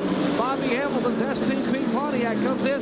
He'll be the first of the leaders to make a pit stop under green. And now, because Hamilton has pitted, others will begin to make their entry on the pit road. If you're watching them up, they will change the right side tires. 2 right side tires will go and they clean the windshield. NASCAR said they will be allowed an extra man over the wall to clean the windshield because of the glare and the dirt. Left side tires going on the Hamilton car. And a little problem now with the left rear. They had a problem with the gun a moment ago. That previous stop cost them about 4 or 5 extra seconds. Now he is down and away 25.5 seconds. And he's going to come on the racetrack. He's got to stay below that yellow line. That's very, very slow. But he's going to come on the racetrack right behind the 24 car. And that should put him 2 laps behind, Benny.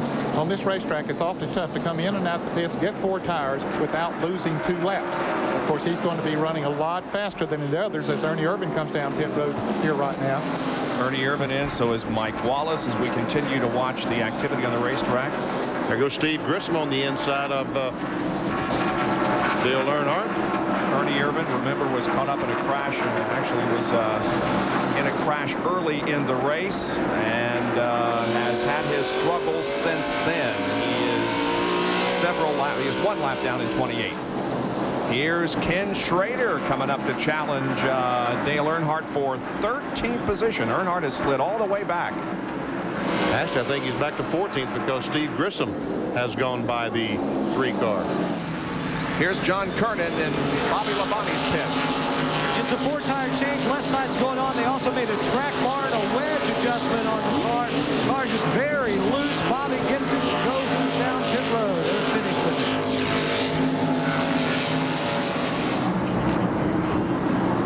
Well, the 33 car is definitely gaining on Jeff Gordon. The 33, of course, being Robert Presley. And look at Presley's lap times and how they compare to Jeff Gordon's. Wow. Look at that, 23.8 versus 24.3. That's a half second. And there's as always, a tire got in the middle of pit road. He didn't like it over there in the pits. He wanted to roll over there. And Earnhardt has had enough. He's coming in. Yeah, he slid as much as he possibly could out there, as much as he could take. He's got to come in and get some new tires on that Goodwrench Chevrolet. It's a long way down to where he is down at the end of pit road. Here's Jerry Punch. And Ned, you're absolutely right. They just couldn't wait any longer. So we just can't take any more. Then they jump across. They will make an adjustment on the left rear. The left rear window, 1 round, a half a round, 1.5 rounds going out. Extra man cleaning the windshield. And they were concerned about the right front tire. As Jeff Gordon, the leader, also on pit road for his service. Jeff Gordon will get 4 tires from Ray Evernham and Company and a clean windshield. Meanwhile, left side tires going on the Goodwrench Chevrolet. He is down and away. And work continues at the far end of pit road as Earnhardt leaves on the Jeff Gordon car. Let's go to Bill Weber. Robert Presley is in the pit. His 33 made it to the top of the leaderboard. Working lap 161 now. This will be a 4-tire change for this Andy Petrie-led heading through. Right sides are on. Fuel goes in. Robert sits in the car. Extra man over the wall to clean the windshield. 88 car also headed down pit road. Left side tires on, waiting on the left front. Robert Presley is away. Rusty Wallace also made a pit stop. Mark Martin is coming in as Terry Labonte goes out. There is Dale Jarrett in the red carpet leasing Ford. He stayed out and led a lap, so he is one of, I think he and Terry Labonte are the only ones that have led all 3 races so far this year now. No Dale Earnhardt. Did Dale lead a little bit earlier? If he did, well, that would be the other one then. Mark Martin. Here's John Kernan as Andretti comes in.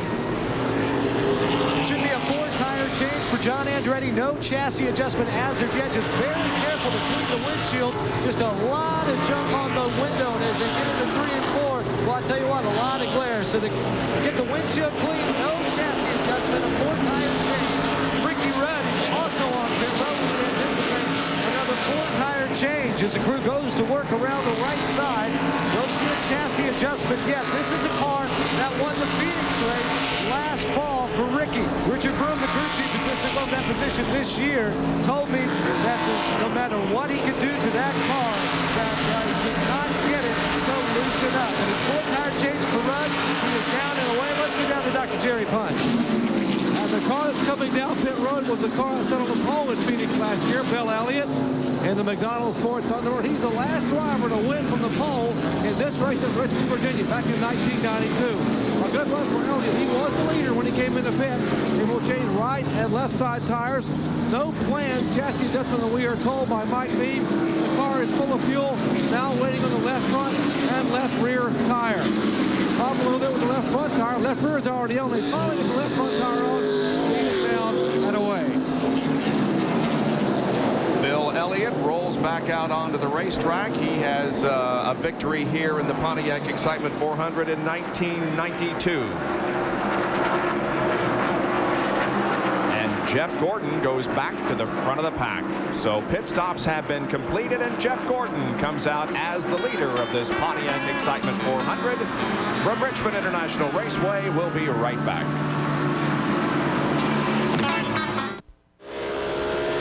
ESPN beginning its 1996 NASCAR Winston Cup coverage here today at Richmond International Raceway. And join host Kenny Mayne on RPM tonight at 9:30 for full coverage of today's racing highlights from the Pontiac Excitement 400 and the Grand Prix of Miami IndyCar race. Now, John Kernan this coming week will be on at different times because of championship week. So take note here, Monday and Tuesday at 4:30, Wednesday at 6:30, Thursday at 4:30, and Friday at 6:30 for John Kernan and the weeknight edition of RPM tonight on the Deuce, Sunday through Friday. There's Jeff Gordon, the leader of the race, coming up on Ernie Irvan, who is in 30th position, just 1 lap down, but is about to go 2 laps down. The second place runner at the moment is a little bit back here, back here, back here. There he is, Bobby Hamilton. He's second. That's Joe Nemechek in the Burger King Chevrolet number 87. And Blake Speed, the Spam car. There's a battle for 3rd and 4th. Rusty Wallace is 3rd, the 2 car, and Robert Presley takes it away. Man, you got to be impressed with Robert Presley, huh? He is looking good today.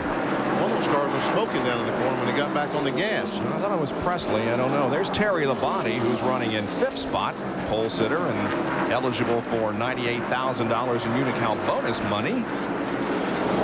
Bobby Hillen in the 77 car, the Jasper engine automobile. He's 32nd, 2 laps down. The red car in front of Terry Labonte is Jeremy Mayfield, RCA Ford there. He's number 98.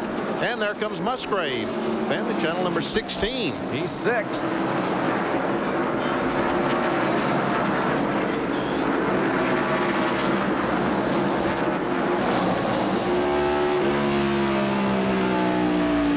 Camera out the right side of Musgrave's car, and watch how fast those fence posters go by. Man, oh yeah, man. That gives you an idea just how fast they are going down these straightaways. Be a little tough to spot your wife or your girlfriend in the crowd there. Yeah.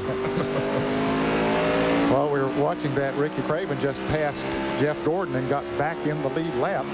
Ricky had gone a lap down, but He's back in the lead lap now. He's being shown in the 21st position. See, Dale Jarrett has caught the 16 car of Ted Musgrave. 88 is Dale Jarrett, the Ford Quality Care car.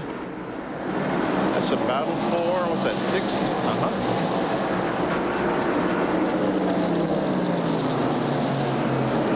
And we heavy traffic down in that corner. Well, there are a lot of cars there. Be careful, boys, all of you. And Darrell Waltrip just passed Jeff Gordon and got back in the lead lap. Yep. Darrell was running 22nd, so I don't know if Gordon's having problems or these guys picked up some speed. I don't think he's losing any time to Bobby Hamilton. It's just that it could be that Darrell Waltrip and Ricky Craven stopped later than did Jeff Gordon and changed their tires. Is one reason they were lapped, but now they have pressure tires, so they're able to run faster than Jeff Gordon. I think that's the case, Benny. Good point. Darrell Waltrip, the leading active driver in number of wins. Doc? There isn't a problem with Jeff Gordon, but every time, almost every lap, Ray Evernham, I tell you, I wish you could hear this. Ray Evernham is talking to his young driver, saying, take it easy, you're doing well, you're doing well. About 20 laps ago, Gordon told him, he said, now, don't worry if they go by you. They'll back up and you'll go right back by them, which is exactly what happened. So every time by, he's coaching his young driver, somewhat of a pep talk, but also some coaching saying, take it easy. Don't use it up. Don't waste the tires. Be very, very smooth. So there's no problem with Gordon. A minute ago, you saw Waltrip go by. As a matter of fact, I was handed a note. The 4 and 17, the 41 and 17, in fact, stopped a lap before Jeff Gordon. Really? So those cars are running very well right now. Yes, they are. That's pretty impressive. Yep. 3.5-second difference between Gordon in first and Robert Presley in third. And Presley is gaining on Bobby Hamilton, who is running in second place. There's the leader, Jeff Gordon, with Waltrip right ahead of him. That's Morgan Shepherd, who just came in for a pit stop, so he's got some fresh rubber on. Derek Cope. Here comes Hamilton. Speed, Bobby Labonte, and Robert Presley. And there's your 3.3-second interval between first and third. Bobby Labonte is running one lap down in 24th position. And Presley just drives down to the inside, goes by Labonte. His car is hooked up. He just might be the best out there right now. Now he's worked himself out of some traffic and has clean sailing ahead for a moment until he comes up on lake speed. But he started 23rd in this race, and Robert Presley, despite the donut, watch how he just keeps getting closer and closer to Bobby Hamilton. He was 3.5 seconds just a moment ago, 3.5, and now 3.1. Oh, that's between he and Jeff Gordon, I'm told, not, in fact, he and Bobby Hamilton. That's see the two highlighted numbers, BP. That's how you can tell that. Oh, excuse me. It's okay. You'll learn. You'll stay with us a few more years.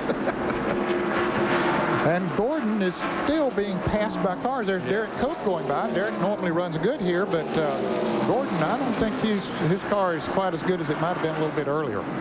I think you're right. I think that both Hamilton and Presley are gaining on Jeff Gordon. 2.5 seconds now between first and third. By the way, Derek Cope, as you saw on lap himself, he's 23rd, so now there are 24 cars on the lead lap. And there is the 24th car of the Lake Speed there in the number 9 Span Ford. I mean, Ricky Craven in the 41 car that passed Jeff Gordon just a few laps ago, he has pulled the length of the back stretch in front of the leader, Jeff Gordon. So, yeah, he just simply has driven away from him.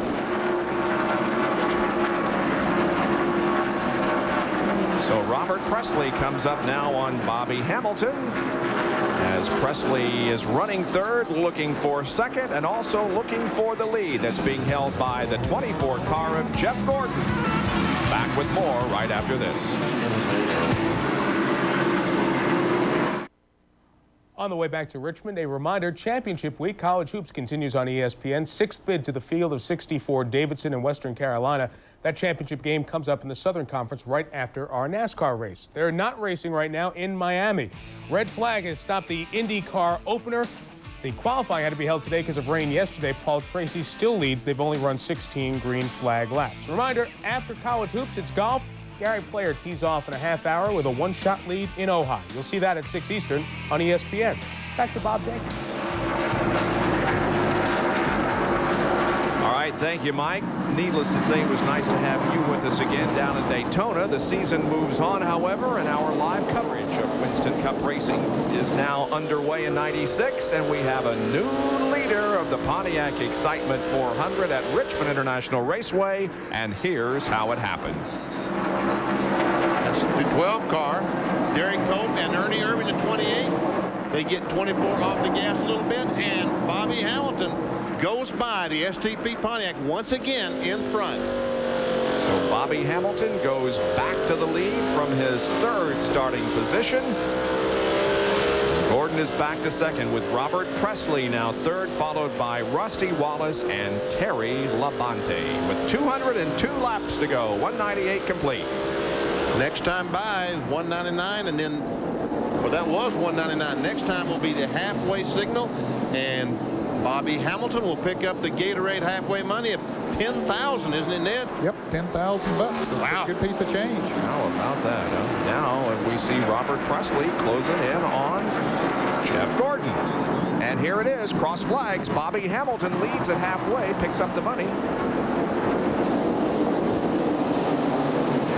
And Jerry is with Ray Evernham. Well, you had a comfortable lead. Now you've lost the lead. Is there a problem with the car? No, that 43 car is just awful strong. Our car's better on long runs. We got tangled up in some lap traffic, but I think we're going to be all right. You know, the 43 car's awful strong, so we just have to keep working on our car. You keep telling your young driver to be smooth and just take your time and get a rhythm. He seems to be listening. Yeah, he's doing a real good job. It's just like he used to drive those dirt sprint cars, and they burned the tires off, and this is kind of along the same thing. He's got to leave the tires on that thing if he wants to win the 100-mile dirt race.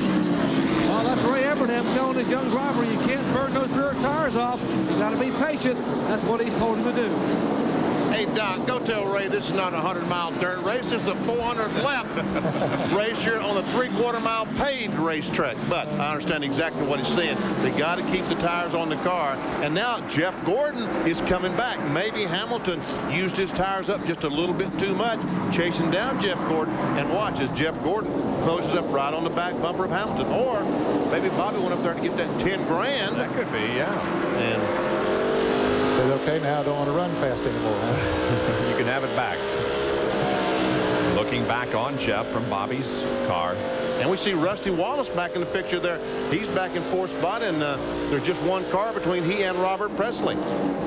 And there's a car back behind them that's really coming on, and that is Jeff Burton in car number 99. He has moved out of nowhere up into 7th place. He's passed Ted Musgrave, Mark Martin, and several cars back there. He is on the move coming up on Dale Jarrett here right now. So Jeff Burton is one of the fastest on the racetrack right now. Started 21st, was 14th on lap 140. Moved up as high as 6th, then dropped back and now moves up again to 7th on the 203rd circuit. Jeff Burton driving the third Roush team car this year. And Rusty Wallace has gone past Robert Presley to take over third spot. There's the first 4 cars in the picture with the lake speed between them. Hamilton and Gordon first and second. Jeff Bodine moves over and gives him plenty of room. He's 3 laps down, make that 4 laps down now in 35th position after being involved in a crash up in turn 2. Look at Gordon come up on Bobby again. As a matter of fact, Jeff Bodine, folks, you saw the parachute he has on his car. The left rear quarter panel or fender is flared out, and I know that's got to be slowing the car down the straightaway, catching all that air. And Gordon looks down on the inside of Hamilton. Yep, once that lead back, we remind you again of a statistic, and look at Jeff Burton blow past Dale Jarrett to take over 6th. We remind you, as was pointed out earlier in the show, Jeff Gordon had his worst finish of 1995, 36th here last year. He's battling Bobby Hamilton for the lead here this afternoon, but in his rearview mirror, not too far behind. is the 2 car of Rusty Wallace. 1.3 seconds, as a matter of fact. And here we have a battle for the lead on the front stretch. It's Gordon on the inside, Hamilton on the inside, and Gordon has it. And there's only 1.3 second difference between second and third.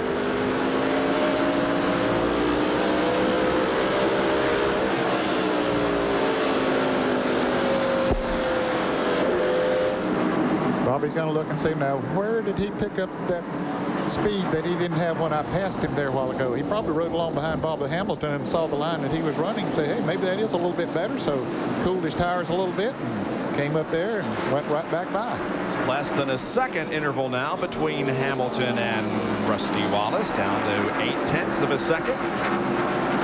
There's Rusty right behind Lake Speed. This is going to turn into a 4-car battle before long, Benny. That's right, because Robert Presley is right behind the 2-car of Rusty Wallace. And guess what? Guess who else has joined this bunch? There's Terry Labonte. Yep. Texas Terry in the Kellogg's car. He'll sneak up on you. He has kind of snuck up on him. And Bill Weber, where did he come from? They came from the back, Benny. They will be very good on longer runs. They want long runs, lots of green flags. The car will not handle when they put on fresh tires. They battled it. In fact, they were so bad yesterday in final practice, they went back to their notes from their test following the Daytona 500. They came up here and tested, made lots of notes. They handled so bad yesterday afternoon. Crew chief Gary Dehart reverted to those notes. They're still not very good early, but the longer they run, the better he gets. So the first 5 cars are now right together on the racetrack. Gordon, Hamilton, Wallace, Presley, and Terry Labonte with 213 out of 400 laps completed.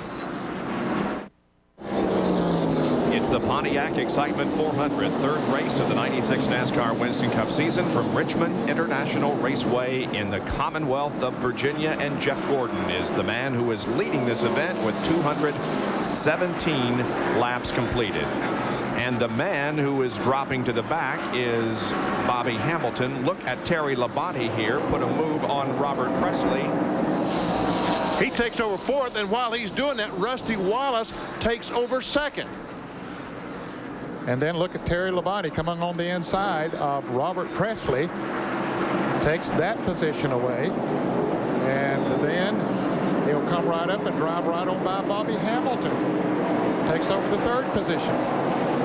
So all of that in a span of 3/4 of a mile. And that's how quickly the positions can change. And the man on the move is Jeff Burton, who has moved up to 4th position. And there comes Dale Jarrett. He's going by Robert Presley. So now Robert is back in 6th spot. There we see 2, 3, 4, 5, 6 all together. And look how Burton has closed in on the leader, Jeff Gordon, in the last few laps. We timed laps 213 to 217. It was a 2.6 second interval at 213 down to 2.1 on lap 217. So Burton is definitely one of the faster cars on the racetrack. Right, John Kernan? You got that right. As he takes a look at Terry Labonte and the inside as they head down into 1, he's trying to take over the 3rd spot.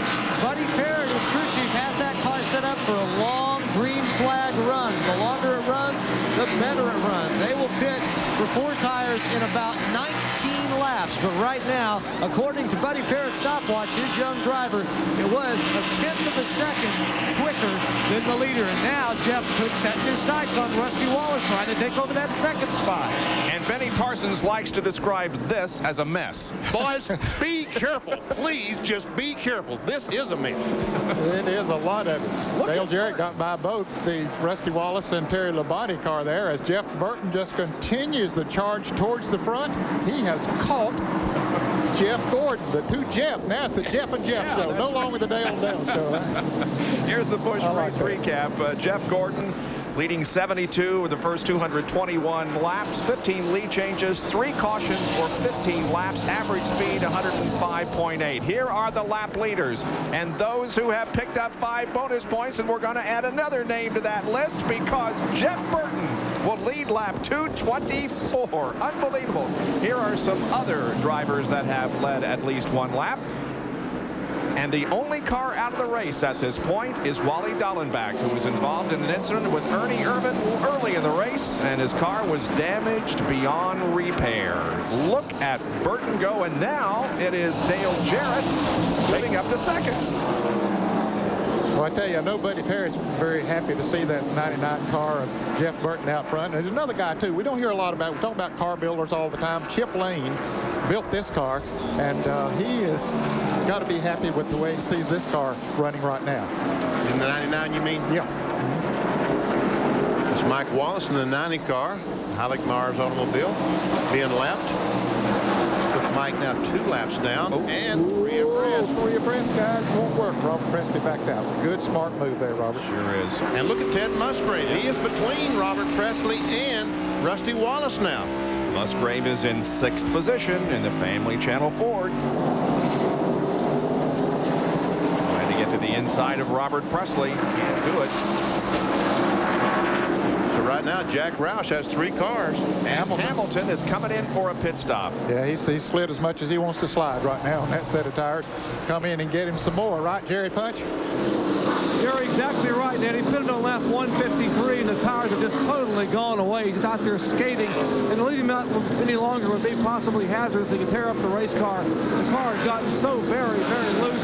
He's going to change 4 tires and also put around the bike in the rear. So you see him making a wedge adjustment on the right rear. They come around to the left side of the STP Pontiac, and he'll put left side tires on. So a minor wedge adjustment and an air pressure adjustment, trying to tighten up Bobby Hamilton, putting him back up front where he was earlier. He is down and away. 23.4 seconds for Bobby Hamilton as he comes back out onto the racetrack. There we see the 88 car going past the leader of the race. Jeff Burton now puts him down again 2 laps. Yep. And here comes Sterling Marlin in for a pit stop on the Kodak Film Chevrolet. He relinquishes his 16th position to come in. He's got leg speed right behind him as the Kodak Film Chevy gets stopped. And a little bit of wedge adjustment there on the back of the car. Gas man waits till the left rear tire changer comes around, and then he goes plugs the gas can in to complete filling up the car with Union 76 gasoline. And again, the teams are helping us out with their overhead cameras. This is the second year that they have cooperated with us and provided those overhead shots. It's really a good way to see how good the crews can change those tires and get the fuel in as Marlin goes back out on the racetrack again, keeping the car under the yellow line until he gets to the backstretch, and then he can pull out into traffic. Here is Terry Labonte racing with his teammate Jeff Gordon. That's how they started this race. That's the way they were when the green flag dropped, and here they're racing 3rd and 4th.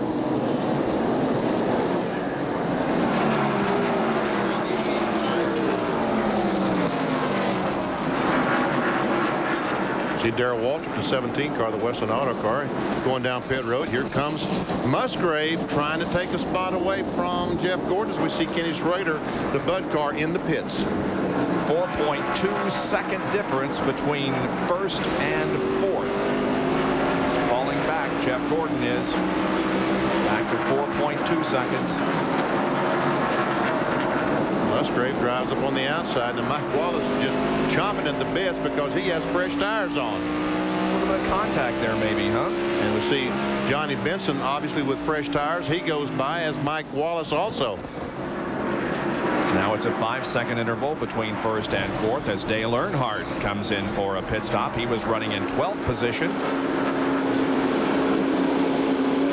Slowly at 45 miles an hour down through pit road and finally arrives for the Richard Childress crew to go to work on the car. Here's Doc.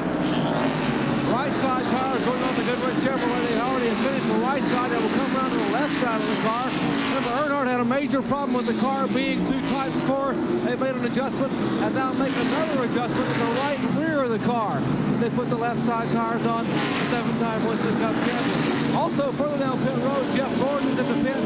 His car was going away. They have already changed the right side tires. And now left side tires going on. They cleaned the windshield. That's Ray Evernham cleaning the windshield. And the 33 is also down and out. That is Robert Presley as he comes down the pit. And here comes Rusty Wallace, and he races Jeff Gordon back to turn 1 as the 88 car. Dale Jarrett comes down pit road. Terry Labonte is on pit road getting service on the Kellogg's Cornflakes car. Here comes Musgrave and Martin. There goes Terry out of the pits. Crew changing the right side tires on Dale Jarrett's car. The 99 car relinquishes the lead. Jeff Burton gives it up. Okay, I'm here. And Mark Martin is also in. The work is going on the right side of that car. John Andretti is also getting his stop. Jeff Burton, meanwhile, let's see how they're progressing. They're on the left side of the car. Bobby Labonte has a problem. Couldn't get into his pits. It's going to be hard pressed to get out of that pit the way he's parked. Now Mark Martin is leaving his pit. John Andretti is rolling, so is Jeff Burton.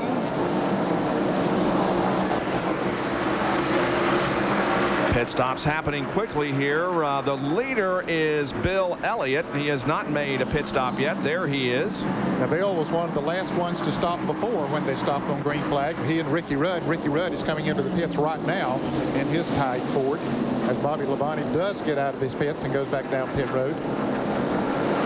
There's Michael Waltrip moving around Bill Elliott. Michael is 4 laps down in 31st place. I guess that'll put him 3 laps down now. Elliott stays out there, but look at the traffic jam. Man, here's Bobby Hamilton leading Rusty Wallace. There's Jeff Gordon, Robert Presley. All these fellows that made pit stops and have these fresh tires. They're all in some heavy traffic now. There's Rick Maston. Man, let me out of the way. Jeremy Mayfield is in this mess. So is Brett Bodine. There's Jeff Burton. Presley is up alongside Gordon again.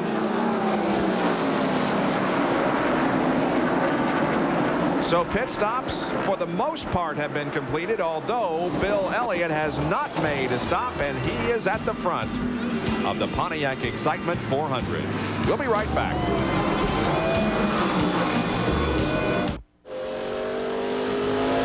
It still leads here in Richmond, while we remind you that on ESPN2 you can see the Grand Prix of Australia, the first Formula One race of the year, this Saturday night at 10 o'clock Eastern Time. That's on a new circuit in Melbourne, Australia. Saturday night, 10 o'clock on the Deuce. That's live. There's that much time difference between Sunday afternoon in Australia and the United States. Okay, we're looking back from Bobby Hamilton, who's running second. On third place, Rusty Wallace. Now, right now, Bill Elliott will be coming in the pits fairly soon, but I tell you what, this is one heck of a great stock car race between. These cars are so evenly matched, and finally Elliott goes to pit road in the McDonald's Ford. So that means that everybody has now made his pit stop, and Bobby Hamilton goes back to the lead. Doctor, he's headed towards you. And guys, the reason they left Bill Elliott out to pit on lap 250 is by their calculation. They tell me he will not have to stop again unless we get a caution flag. They're going to roll the dice and gamble. This will be the last stop he will make under the green. They feel their fuel mileage is good enough they can make it 150 laps. That's going to be awfully close. But hey, this guy has Mike Beam as the crew chief, and Beam has been awfully good at calculating fuel over the years. Left side tires are on, and he is down at a weight 20.9 seconds. Jerry, he's going to have to stop again. He has only gone 86 laps since the last time he pitted. He cannot run 150 laps on the tires. We have seen today that the tires just wear too much to run 150 laps. All right, Bobby Hamilton still is your leader now. Rusty Wallace second. Robert Presley, Terry Labonte, and Jeff Gordon make up the top 5. Well, you say Jeff Gordon. Let me tell you, that's being contested as we speak. I think maybe it's going to be Dale Jarrett. See? Yep, you're right. Now let's show you a Fram Field summary showing that Jeff is in 5th, but as we say, he and Jarrett are contesting the position at the moment. And Musgrave right behind them and watches and waits and hopes he can get on the inside of Jeff. Now, as we see Musgrave try to make that move on him, we talked about Jeff Burton, how fast he was before they made those pit stops. Apparently, his car really works on the long runs because he came out of the pits in front of Dale Jarrett. Well, Jarrett has passed him and driven on away right now, although he's beginning to pick up the speed now as he gets on the inside of Jeff Gordon. But it just seems to take Jeff Burton's car a little while to come in on those new tires. It looks like that Jeff Gordon might be the guy this car is not quite right after this last round of pit stops because he has lost 3 or 4 spots in the last few laps. John Kernan? Well, after that last round of pit stops, I went up to ask Buddy Parrott just how good a shape they were in about the long runs and stuff. Well, Buddy just looked at me, held up his thumb, said, hey, we are okay. They are set up for the long runs, as you said, so watch them. Once they get in after about 15 to 20 laps, that's when it seems that car wants to really take off. Buddy John, I'll be watching, trust me, because I ain't going no place. This is a great car race. It really is. We've got 22 cars that are still on the lead lap. Now, when a car on the wall is Jimmy. Well, I don't think he hit the wall, Bob. He slowed dramatically coming off of turn 2 over there and just drove up high to let other cars go under him. I don't think he got into the wall, but something, I don't know what happened to Jimmy Spencer's car, but all at once it just slowed down because he was really moving there, even though he's 4 laps down. Yeah, it hasn't been as good a week as it was last week for Jimmy Spencer. Here it is again, Ned, and you see car go up the hill. How close did he come? No, he stayed off of it. Just one of those situations. And there's a race for the battle for the lead, and Rusty Wallace has taken the lead back from Bobby Hamilton. That's Wallace in the black number 2, Hamilton in the STP number 43. This is how the lead change occurred as Rusty went back to the front. Well, he just pulled her down on the inside. Hamilton went high, gave him plenty of room, and Rusty drove on by. And you see that green car right at the top of the edge of the screen? That is Robert Presser, the 3rd place car. 14th, 15th, and 16th are in a good battle here.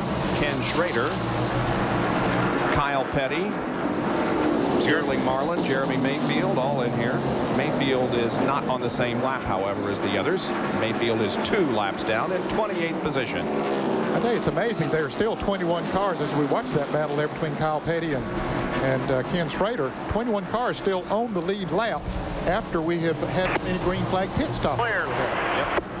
It's Kyle Petty's spotter telling him that it was clear. Is that Ty spotting for him? I don't know. By the way, as we look at this, I got to say hello to Felix Sabatas III. He outside. Tell him that Sterling Marlin's on the outside. He had a son Friday. Johnny and Tracy had a son, so it's Felix the 4th. Okay. Well, congratulations. 4. And let's go. Oh, look at him in the wall. He's gone. He saved it. He's out of there. He just grazed the wall, but Marlin saved it, and you heard the spotter say he's out of there. Man. Boy, he did a great job. He did. Benny, we also want to say hello to John Darby. He's a NASCAR official, works in the Busch Series, handles the engine inspection for the Busch Series. John had surgery on Friday in Rockford, Illinois, and I certainly hope that everything goes well with John. John, get better quick and get on back here. So a miraculous save by Sterling Marlin up in the first corner. I tell you what, I thought he was in the wall. Watch this. He goes in the corner a little bit too high, gets up in that loose stuff. Ain't no way. Ain't no way he saved that car, but he did. Here's another angle. And Benny, as you pointed out many times, once you get up there in the marbles where that loose rubber is, there is no traction. It's just like ice, but he dirt tracked it right around in there. Great job by Sterling Marlin. That dropped him back to 17th. He really didn't lose a whole lot of positions because of that. So Sterling is still on the gas. We'd also like to express our condolences to Linda Holdeman and the Holdeman family. Roger, the owner and operator of Winchester, Indiana Speedway, one of the feature tracks on ESPN's Thursday Thunder, passed away this past week. And Linda has asked that in lieu of flowers, donations be made in her husband's name. And those donations will be directed toward charities, which Linda and Roger were so active in. So our condolences, and again, in lieu of flowers, donations should be made to Linda Holdeman at Winchester, Indiana Speedway. You know, we probably should be saying hello to Loy Allen, who was banged up last week at Rockingham and did not come up here in the 19 car. Dick Trickle drove the car. They did not make the field, so let Loy Allen get yeah, he was released Friday, Benny. Loy was, so we're sure you're watching Loy, and we wish you our best, and hope to see you back at the racetrack very, very soon. Down here is Dale Jarrett and Robert Presley going at it. Jarrett takes over that third spot. His car's on the move right now. He's running very good. Lake Speed has gotten a lot of coverage today, hadn't he, in that Spam car? Not because he's been up front, but he always seems to be where our cameras are. Well, he's been in the middle of this battle all for the last 100 laps. He's in 21st, a lap down. Yeah, just went a lap down not many laps ago, so he's been teetering on being a lap down, so he's been right up there with the front runners. And there is second and third, Hamilton and Jarrett, with the lead being held by Rusty Wallace, looking for his 6th victory on the 3/4 mile at Richmond International. Pontiac Excitement 400, 253 laps under green and only 15 under the yellow so far. So we'll take a break and be back with more of our live coverage here on ESPN of the Pontiac Excitement 400. Wallace leading at Richmond.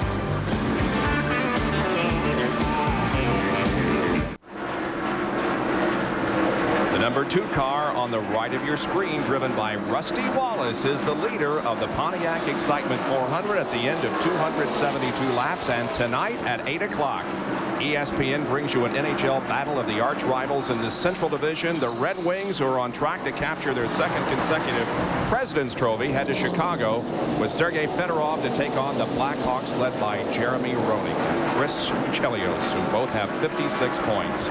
Tonight at 8 o'clock on ESPN, the Red Wings and the Blackhawks. Well, Dale Jarrett is on the provisional move. Sure is. He has caught Rusty Wallace. Meanwhile, Rusty Wallace trying to put old DW a lap down. Darrell wants no part of that action. Staying out front of the Miller Ford. He's 21st, BP, and he's the last car on the lead lap. And that's exactly where he wants to stay, on the lead lap. Here's a Napa field summary as we watch Burton go by Hamilton for 3rd. Yeah, Burton's car began to pick up now after he made that pit stop. Took him a little while to get those tires worked in the way he wanted to, but he's on the move now. 75 car of Morgan Shepherd just came out of the pits. He's on fresh tires. Not been a particularly impressive day for Morgan. He's 37th and 8 laps down in the Remington machine. Musgrave goes by Hamilton, takes over that sports spot. So Ted Musgrave, the Family Channel car, very, very good run today. And here comes Mark Martin, the 3rd member of the Jack Roush team. Right now, Jack Roush has 3 cars in the top 6. Not bad. 7, yeah.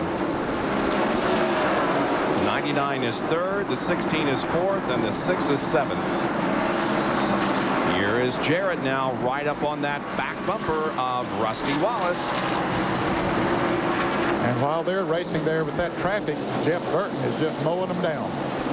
Ooh, 3 wide here, and it's Mark Martin to the inside of Terry Labonte for 6th. Bobby Hamilton is probably going to stop short like he has been in changing tires. Oh, battle for the lead, turn 1. Here is Jarrett going to the inside in the 1st corner, and can he take over the lead from Rusty Wallace? Yes. Now then, we see that Jeff Burton in the Excite car is coming on in there. There's Terry Labonte going by Bobby Hamilton. Once again, the STP car on long runs is getting slower. That's for 5th spot. So they'll probably have to stop twice again with 120 laps to go. The STP Pontiac is going to have to stop twice. Some other cars might try to make it on 1 stop. You know, that it'll be interesting to see if they can go on one stop, Benny, but there's a couple of those drivers that we've been talking about good on long runs, like Jeff Burton and Dale Jarrett. Their car seems to be better after they run a while. They wouldn't mind seeing this thing stay green, I believe. Okay, Burton is right behind Rusty Wallace. And there's Morgan Shepherd, as you said, with the fresher tires. Now, finally, Rusty pulls up on the back, and Jeff Burton just turns left and tries to get alongside Rusty. Well, Darrell's giving them room up there on the outside to race, but with those hotter tires, it's hard to race up there on that outside.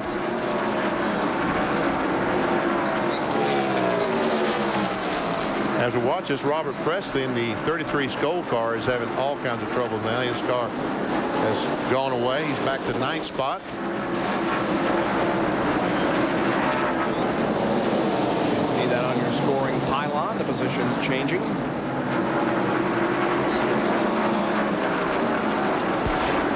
Now we see the difference between Jeff Burton in 3rd place and Dale Jarrett, the leader, 1.3 seconds. And here comes Burton on the inside of Rusty Wallace. And Burton is about to go into 2nd position.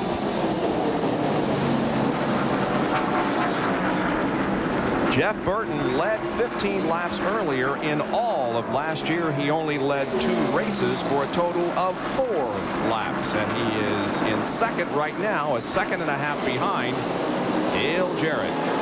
And here comes Musgrave. Good run for Ted Musgrave. Yes, it is. Ted Musgrave, a former pole sitter here at the Richmond International Raceway. So he gets around this racetrack good.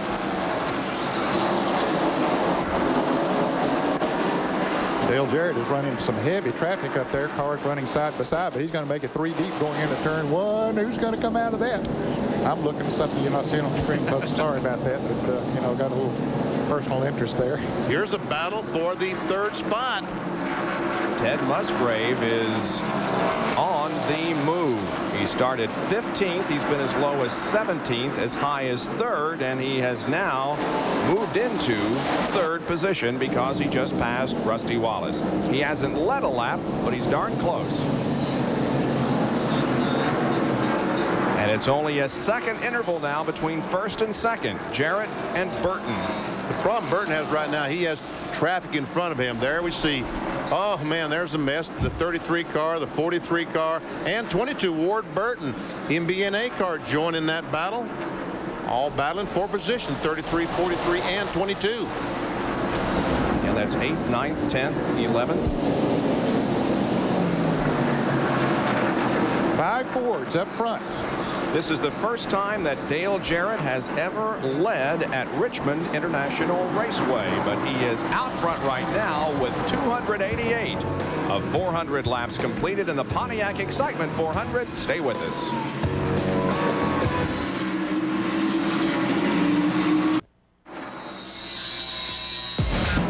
Track Facts are brought to you by Quaker State, the motor oil that exceeds the highest standards for engine protection. Here's Benny. Trying to stop a 3,400-pound stock car at Richmond can be a chore. That's the brake rotor you see that is cherry red. How do they keep them cool? With air that comes to the front of the car. On the very left of the picture is air ducts. They pick up air as the car goes down the straightaway. The hose carries that cool air back to the brakes on the rotor and trying to keep those brakes as cool as possible. We see 2 hoses. There's also room for a 3rd. And even at that, that's how red the brake rotors are on a short track in Winston Cup racing. And that's hot. Bobby Hamilton is in the pits once again. Doc? And Bob, I don't think they're going to be able to make it on this final stop. They're going to have to come in at least once more. They're just getting some terrible tire wear up front as they are down and away. They've changed all 4 tires, and he is down and gone. Meanwhile, other pit crews are thinking about trying to make it on one more stop, including Ted Musgrave. They want to pit on around lap 320. That would mean they will have run 80 laps on tires and have 80 to go. And we have a good battle shaping up front as Jeff Burton has caught Dale Jarrett. The Roush cars are now 2nd, 3rd, and 4th. Now hold on, maybe we'll make that 1st, 3rd, and 4th, as indeed Burton has taken the lead from Dale Jarrett. Here's John Turner. And Bob, Buddy Perry and the crew want to do the same thing. They want to stretch this for 22 more laps, then come in, get a set of tires on, and go to the end, because if you just witnessed, that car runs great on these long green flag runs. In fact, they've got just a little over 62 laps on that set of tires right now. So Jeff Burton is back out front, and while in some Winston Cup races you can tell who's going to win a race at this point, there is about 8 or 10 guys who have a very good chance of winning this race with 100 laps to go. Bill Weber? Well, these guys down here in the 88 pit seem to feel Dale Jarrett could be one of those guys. They're also a team that's getting excellent tire wear, as Ned pointed out, good on the long runs. This team will make one more stop. Right now, the Ford car making its stop, but the 88 bunch, Dale Jarrett, one more stop, trying to race to the checkers. Sterling Marlin still in, getting tires on the left side of that car. He's away now as we watch the second place car of Dale Jarrett. There's Sterling moving back out onto the racetrack. Kenny Wallace was in for a pit stop. He's 17th, a lap down. There is second place Jarrett. And there is Kyle Pitt, who just completed his work. Rusty Wallace is in. He fell back to 7th, but now is in for a pit stop. Dale Earnhardt also coming down pit road. Earnhardt is still back in 13th position. He's been in 13th position for a while. All of this coming with just a little less than 100 laps to go. Right side tires being changed on the Miller car. Here's Jerry Punch. Both the 3 and the 2 car pitting about 1 pit apart. They've already put right side tires on Rusty Wallace's car. Now left side tires going on. A major chassis adjustment for the Goodrich Chevrolet. Their car was really tight in the middle of the corner and loose coming off as Rusty has already exited the pits. And now the left side tires are on the Earnhardt car. He is down and away.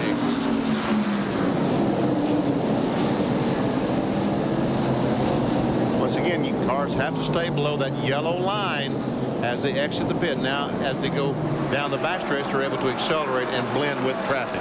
Rusty Wallace has a problem. Now maybe he's getting to going, but he went high in turns 3 and 4 up there as if the car maybe had quit, but now he's picked back up. But he definitely, I guess when those cold tires went into turn 3, it just went a little high with him.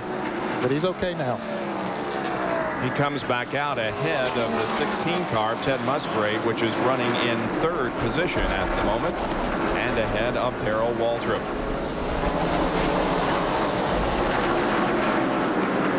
He has 13 top 5s in 24 starts here at Richmond. Rusty Wallace does. Boy, that is amazing. Quite a short track driver, and this is one of his favorite short tracks.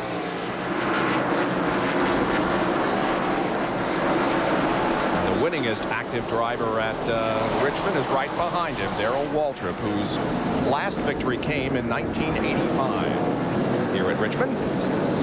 Now, Rusty went 2 laps down when he made that pit stop, but he's not far behind the leader, Jeff Burton. In about 5 or 6 laps, he'll be back up there and be back in the same lap. Let's go to the pits with more on Rusty Wallace and Jerry Punch. You talked about Rusty's success here, 5 wins at this racetrack, a win here in this spring event. But, you know, I asked Rusty this morning, why is this track so special? What's so different? He said, Doc, it's the fact that I have so much confidence in myself when I come here. And that's the main key. A driver has personal confidence. And I feel like when I come here, no matter how bad my car is in practice or qualifying, I feel like when the green flag drops, I can win the race. And that's just a tremendous amount of confidence in a driver. And Benny and Ned, that makes a big difference. A driver believing in himself that he can win. As both the 6 and 16 head down pit road. Robert Presley just completed his work, and now, as you indicated, 2 of the Roush cars are in, while the other one continues to lead. Musgrave and Martin are on pit road. And the reason that it takes 2 laps for these cars to pit, as you see them coming down the long pit road, about a 50-mile-per-hour speed limit. They cannot exceed that speed, and that's why it takes so long to come down through there. Meanwhile, the cars are on the racetrack running 125 miles per hour. Yeah, this is a long pit road here at Richmond. Everyone pits on the front stretch.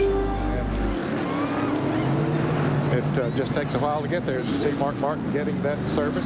Meantime, Rusty Wallace has passed Jeff Burton, so now he's only 1 lap down and the distance around the racetrack. There's the leader, Jeff Burton, whose brand new Jack Roush team has finished 5th at Daytona and 13th Rockingham. Here he comes. Leading here today, and now he drops down off the 14 degrees of banking, heading for pit road. This has to be earlier than he wanted to, isn't it, John Kernan? Well, they wanted to stretch it up to lap 320, but after they saw some of the other cars who could have taken on tires, looked at their stopwatches, Buddy Parrott made the executive choice. They're coming in for 4 tires. No chassis adjustment as of yet. Right side work is done. Around to the left side. They'll jack it up. 1, 2, pump. Now the car full of fuel. Fuel is not the problem. It's tire wear. Jeff Burton sitting here waiting. Jack goes down 2.1 seconds, but that would be 87 laps to the end. You see Terry Labonte, the Kellogg's car, stopped. Again, they're going to have to run 87 laps, and I think the only car that can do that is Bill Elliott. Here comes Dale Jarrett down pit road, so he's got to go 87 laps to the end. Jeff Gordon is also in. Here's Bill Weber. Dale Jarrett eases onto pit road. There's a piece of paper on the front of the grill. They get that right away. Go around to the right side. They'll make sure to get every ounce of fuel in this car. Clean the windshield. Right side tires are on. Come around to the left side now. Slide the jack in. Up goes the car. Off come the left side tires. They yank out the left rear and the left front. Fold on 2 new ones. Waiting now for the car to drop. It's down and DJ's away to Dr. Jarrett. Thus far, no chassis adjustment whatsoever on the DuPont Chevrolet and Jeff Gordon. They've only changed right and left side tires. And Ray Evernham said, we're going to be patient. Our car will be there at the end. They drop the jack, and he moves away. So that is going to give the lead back to Bill Elliott, who once again is one of the last to pit. Here is Ricky Rudd in for a stop in the Tide Ford.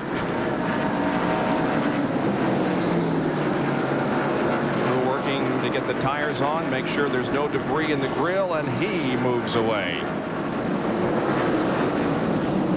So once again, Bill Elliott now is the only car that is on the lead lap. Everybody else is a lap down. But Elliott will need a pit stop before too long.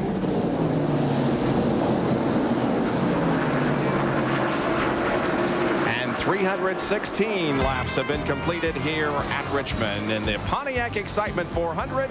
We'll be back right after these messages.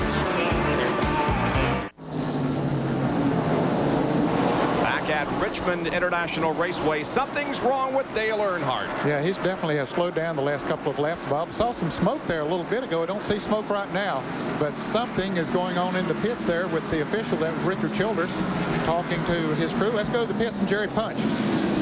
Well, the official was just telling Richard Childers, your car has smoke coming out of the right front. And Richard said, we think it's a problem with the brakes, possibly the brake caliper on the right front. So they're trying to decide what they're going to do, but obviously not a very good sign for Dale Earnhardt. He's dropped back to, 14th position right now. Meanwhile, Bill Elliott's still out there surfing the racetrack. He hasn't made a pit stop. He's got a lap on the field right now. He's just hoping for a caution. Here are the cars that lap down. As you see, Bill Elliott, because he has not pitted yet, he's on the lap by himself. Everybody else through 14 a lap down. Now he comes into the pits right now, Bob, so that'll change. Yep. Bill stayed out there. Now he can go the rest of the way. He only has 76 laps to go. Jerry Punch is heading down towards you. And then he pitted on lap 250. That's 75 laps to go, and he has exactly 75 laps to make it to the checkered flag. So Bill Elliott possibly trying to get a win here in Richmond, Virginia, his second career win ever. He won it here in 92 from the pole. Broadside tires going on to McDonald's Ford Thunderbird. Mike Beam and crew get it full of gas. A lot of gas being spilled out here on the left side of the car. Apparently it was full. Now left side jack under the car. Lug nuts off, wheels and tires are off. Fresh Goodyear tires going on, and they pull the jack, knee is down, and smokes the tires, 22.5 seconds. And I tell you what, we just about had ourselves a little crash over in the second corner. We did. Yeah, watch this. Another mess, right? Yeah, another mess. Watch, that's Dave Markinson, the 71. He and Rusty Wallace make some contact. He goes up the hill, and Musgrave goes by Rusty Wallace to take over second spot. So right now, there's the leaders, 99, Jeff Burton and Ted Musgrave. And who's Roush pulling for, do you suppose? And he's got Mark Martin back in 7th place. So first, second, and 7th for Jack Roush. But it's Jeff Burton who is leading this race. Musgrave, then Dale Jarrett, then Rusty Wallace, Jeff Gordon, Bobby Hamilton, then Mark Martin, Terry Labonte, John Andretti, and the 33 of Robert Presley. right now, the Mark Martin, the other Jack Roush car, is in a pretty heated battle with Bobby Hamilton, the STP car. Passing Bobby Hillen there, who's running 29, 3 laps down. Hamilton is in 6th place. After all those pit stops, we still have 18 cars in the lead lap. And Ned, the record for cars in the lead lap here in the Pontiac Excitement 400 is 10 in 1990. So we are on our way to breaking that record, plus the speed record, which is 107.709. Boy, look at this for the battle. Here is... And Dale Jarrett is in that group as well. He's right behind. That's the 3rd place car. I don't know who Jack Roush is pulling for, but I guarantee you saying, boys, please be careful. Don't take each other out, huh? Yeah. One of that threesome we know he's not pulling for, and that's that 88. Dale Jarrett, right. You know, Dale Jarrett is on the winner's circle after, oh, here we go, Musgrave on the inside. Trying. Whoops. That's Strickland's there on the inside. Wow. This has been a great race. Yes, it has. This is really good racing.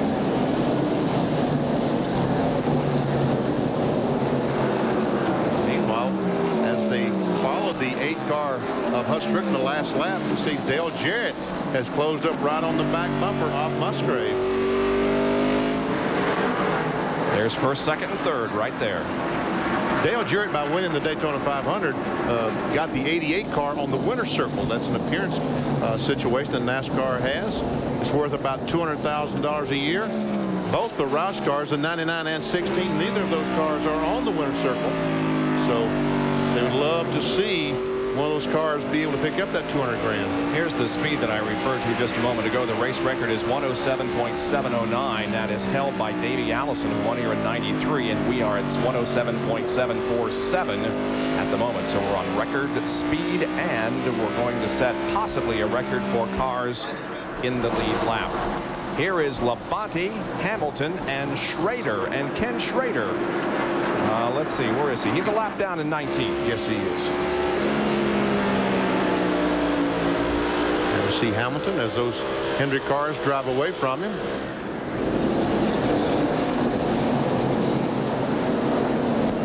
The 37 car now is in the same lap with 43 and has gone past him. He's got a top 10 finish going here, John Andretti does. He is 8th. And started way back. Yeah, and the 90 car, by the way, there is 28th position, 3 laps down. Mike Wallace. Now, Kenny Wallace is just now going a lap down. He's a 17th place car as Jeff Burton just went around him coming off of turn 2 as we watch this battle here. Bobby Hamilton, that car was so strong in the first part of the race. Apparently the racetrack has changed some, and his chassis is doesn't like this racetrack that we're seeing here right now as good as it did earlier in the race. 1st, 2nd, and 3rd, 99, 16, 88. Kenny Wallace, 17th, and number 81, a lap down. Pretty much a Ford show right now, isn't it? Now, we got to update Dale Earnhardt. We talked about him running slow there when we came back from the commercial break. He's picked back up and running okay. He dropped down to 15th position, but he's still in the lead lap. He's about, as Dale Jarrett tries to get around Ted Musgrave, he's only about 3.5 seconds in front of the leaders, Dale Earnhardt, but he's still in the lead lap. 4 Fords up front, then a Chevy, then a Ford, then a Chevy, Ford, Pontiac, and Chevy.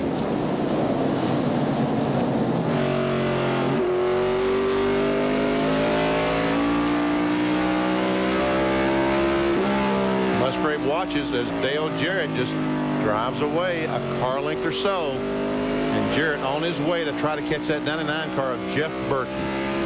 338 laps completed out of 400. We're in the closing laps of the Pontiac Excitement 400. Right now, it's Jeff Burton up front. ESPN Speed World coverage of the Pontiac Excitement 400 from Richmond International Raceway, being brought to you by Firestone, America's tire since 1900. By Western Auto. Get serious. Serious parts at serious savings. And by Quaker State, the motor oil that exceeds the highest standards for engine protection.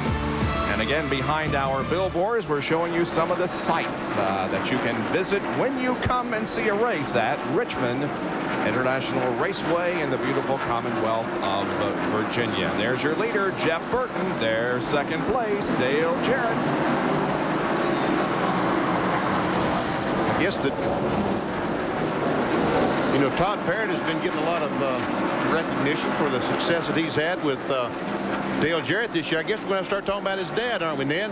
Yeah, I tell you, Todd Parrott, of course, we talked about the success that Rusty Wallace has had on short tracks. Of course, Todd Parrott had worked with Rusty for years and years and years. He brought a lot of that short track knowledge over to the Robert Yates Quality Care Ford team, and I think that's one reason that we're seeing Dale Jarrett run up front here today. That said it was the first time he led a race here at Richmond.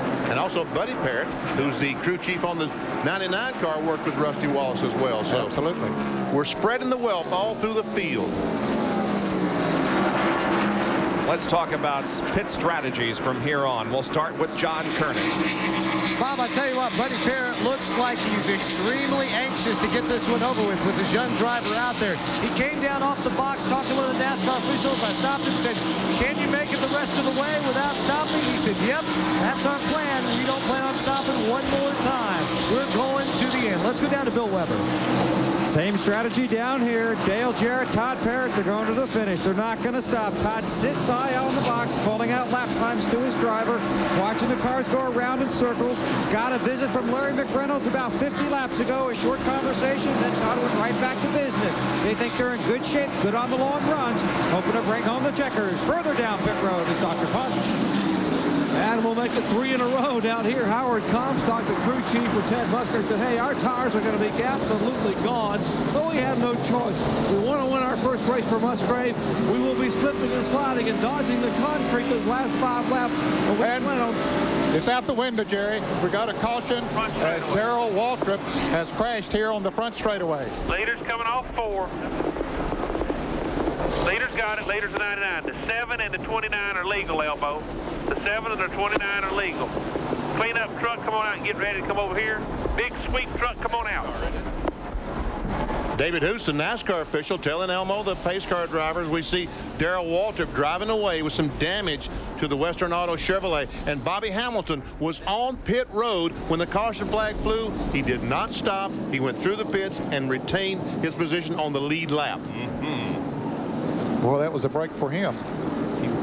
Darrell was running in 20th position when the trouble happened. Let's see exactly what did. Looks like maybe somebody got into him. Who was that? Wow. Couldn't tell who it was. Anyway, we have a lot of activity on pit road building. Here's John Kernan. Well, Jeff Burton is in. They will change 4 tires. I haven't seen them make a chassis adjustment here in the second half of the race. Don't anticipate they'll need one now. They're finished around on the right side. Jack is down. Oh, it looks like the left front tire changer, the hose gets caught momentarily under the front air dam. But now they'll come around. Just a little bit of a miscue right there. And Jarrett is in. Let's go down to Bill Weber's. Jeff Burton's out.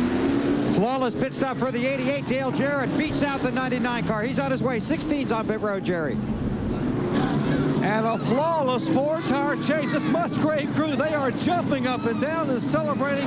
What a tire change. 18.9 seconds. I had them on my clocks for 4 tires. And with that kind of change, guys, they have reason to celebrate. Well, that was a great pit stop, Jerry. No doubt. Anytime you get under 20 seconds now, the fact that they can only use 2 air wrenches, that is a great pit stop. But Jeff Gordon made a good one too, Benny. Yeah, he's the leader of the race right now. And there's the damage on Darrell Waltrip's car as he comes down pit road.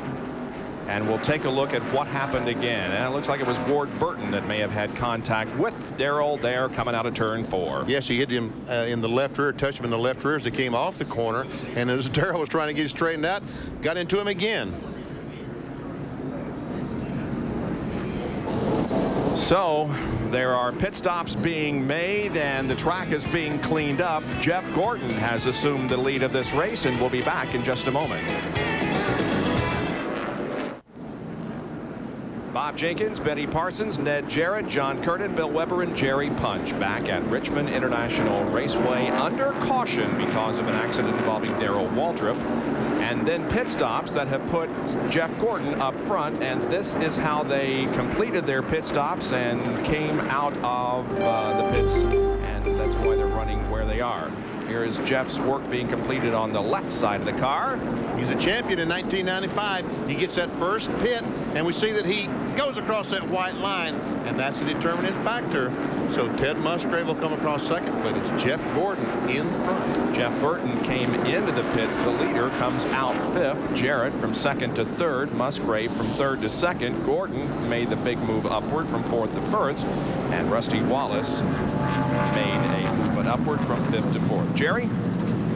Remember, they had the smoke out of the right front of Earnhardt's car when he had melted the O-ring in the right front caliper, and the smoke was from the fact that the brake fluid was leaking out onto the hot caliper and creating the smoke. Now, once the fluid was all gone with dual calipers, he would only have rear brakes, but the smoke would go away. Now, they came down pit road, capped off the right front, filled the brake caliper or the back full of fluid, and now he'll have rear brakes and left front only. Take a look at the AutoZone off-track interval. Jeff Gordon and Jeff Burton. We'll take a look at that in just a moment. You can see that the sweeper is out on the racetrack, and they're doing a pretty thorough job of getting this racetrack cleaned off and in good shape for the final few laps of this race. We'll take another break and be right back. Back at Richmond International Raceway, getting set for a restart. Now here is the off-track AutoZone interval. Jeff Gordon and Jeff Burton. Wow. Look at the difference in that. Almost 5 seconds. And again, John mentioned that Jeff had a hose problem at the front of the car that resulted in that, or contributed to it at least. Yeah, I'm sure he did. Okay, now we're two abreast and getting set for a restart, and the crowd has not left. As a matter of fact, they are as uncertain as we are who has the best car right now, because there are several that are still capable of winning as the green comes out and resumes the race on lap 359. There's still 14 cars on the lead lap.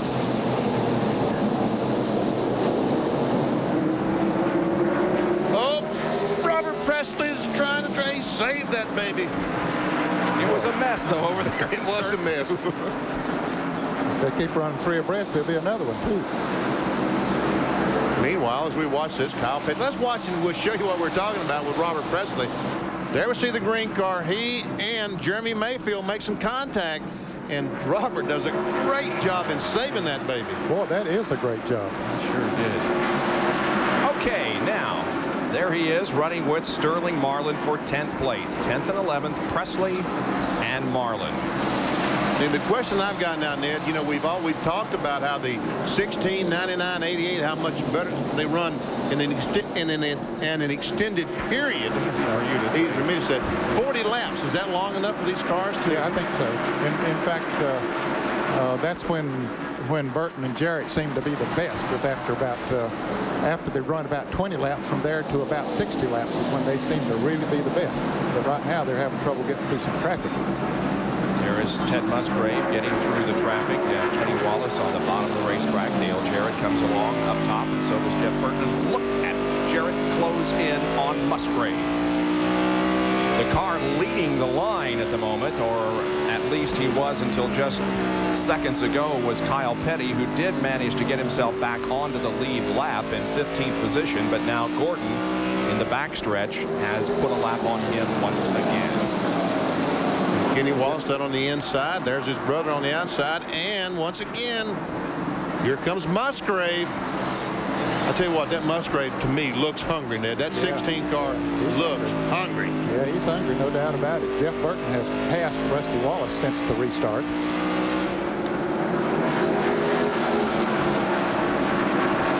Showing you a Napa field summary. Watch for your favorite driver and see where he is running at the moment. Now, clear racetrack in front of the leader, Jeff Gordon, with Ted Musgrave right behind. There comes Dale Jarrett and Jeff Burton. And Rusty Wallace not too far back. Rusty racing with his brother Kenny, but now he gets on by him. No problem.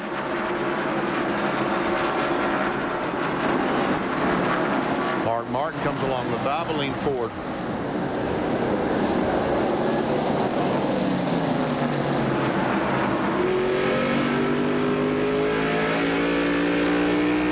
Is the car directly behind the Valvoline Ford. You're right in along with Mark Martin. The camera on the roof of his car. Terry Labonte, the Kellogg's car is behind, and that's Rusty Wallace right in front.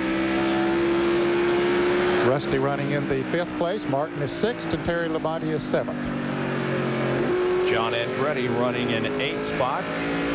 Then Bill Elliott 9th and Robert Presley 10th. And there is John Andretti, and he might want to start all of his races back in 38th position. Trust me, he don't. No, he won't want to start back. Even though he's having a great run here today. Sure has. He moved into the top 20 very quickly and has been in the top 10 just about all day. There is Jeff Gordon, and he told us on NASCAR Today earlier before we started our race coverage that he was ready to turn the season around, and he may be doing that this weekend. The 33 car of Presley is in the pits, giving up his 11th position to do so. Had a great run all day today, and here it is, just a few laps in the end, and looks like a flat tire. Left rear flat on the Skoll machine, and so and that could have come from, as we see this battle between Mark Martin and Rusty Wallace, as Mark gets around Rusty Wallace, that could have come from that little skirmish we saw Presley in over there. Could have nicked the tire and caused it to go flat. Now he's gone a lap down. And he's having trouble with the left front. They finally get it changed, and he goes back down pit road. He's going to be almost 2 laps down when he gets back. Whoa, we have a spin over in turn 2. Elton Sawyer. No caution. No caution. No. Earnhardt is fun. Now there'll be a caution. Well, I don't know. We'll see if he gets going. He's right in front of the leader. No, Dale Jarrett almost makes contact with Musgrave. Man. Thank goodness for spotters, huh? Man. That was close. Dale Earnhardt has not had a DNF in his previous 17 spring races here at Richmond. Now then, who pits and who don't pit, Ned? Yeah, that's a good question. Let's go to the pits first and Jerry Punch. Guys, the reason Earnhardt had to spin the car, he didn't have any brakes, we were told. He has minimal to no brakes. It was a little bit of rear brakes. And when he came in the corner, the only way he could try to avoid those cars spinning, and Elton Sawyer was to loop the car himself. Now, Benny, to answer your question, I don't know. I don't believe those front runners will pit. They've run what, about 15 laps or something since they put those tires on. Of course, if Jeff Gordon does, let's see what are they going to do. It's a guessing game here now. Oh, Jeff faked him out. So did Ted, but nobody's buying. Now the guys in the back are going to stop. Oh yeah, they got nothing to lose. Those back for Elliott and Hamilton. No, he didn't stop either. Here comes Sterling Marlin, Ricky Rudd, and Bobby Hamilton. The cars, the last 3 cars on the lead lap, all are coming in pits. Yeah, that's smart on their part because they had nothing to lose. They can't lose many positions back there, and they'll have fresh tires and might be able to pick up some position. Probably will. And Bobby Hamilton's STP Pontiac, we know how good that car is with fresh tires. So, Here comes Earnhardt down pit road. Jerry? They had told Bobby Hamilton there is no car in this racetrack better for 30 laps on fresh tires than your car. Unfortunately, the race is longer than 30 laps. Well, right now, it is not. The race will be for about 28 laps when they go back in a moment, and he will have 4 fresh Goodyear tires. So what a run it should be. Hamilton gets right side, now left side tires, and he is down to left. Hamilton moving back out, so is Marlin and Ricky Rudd. Now here is Earnhardt's spin from his roof can.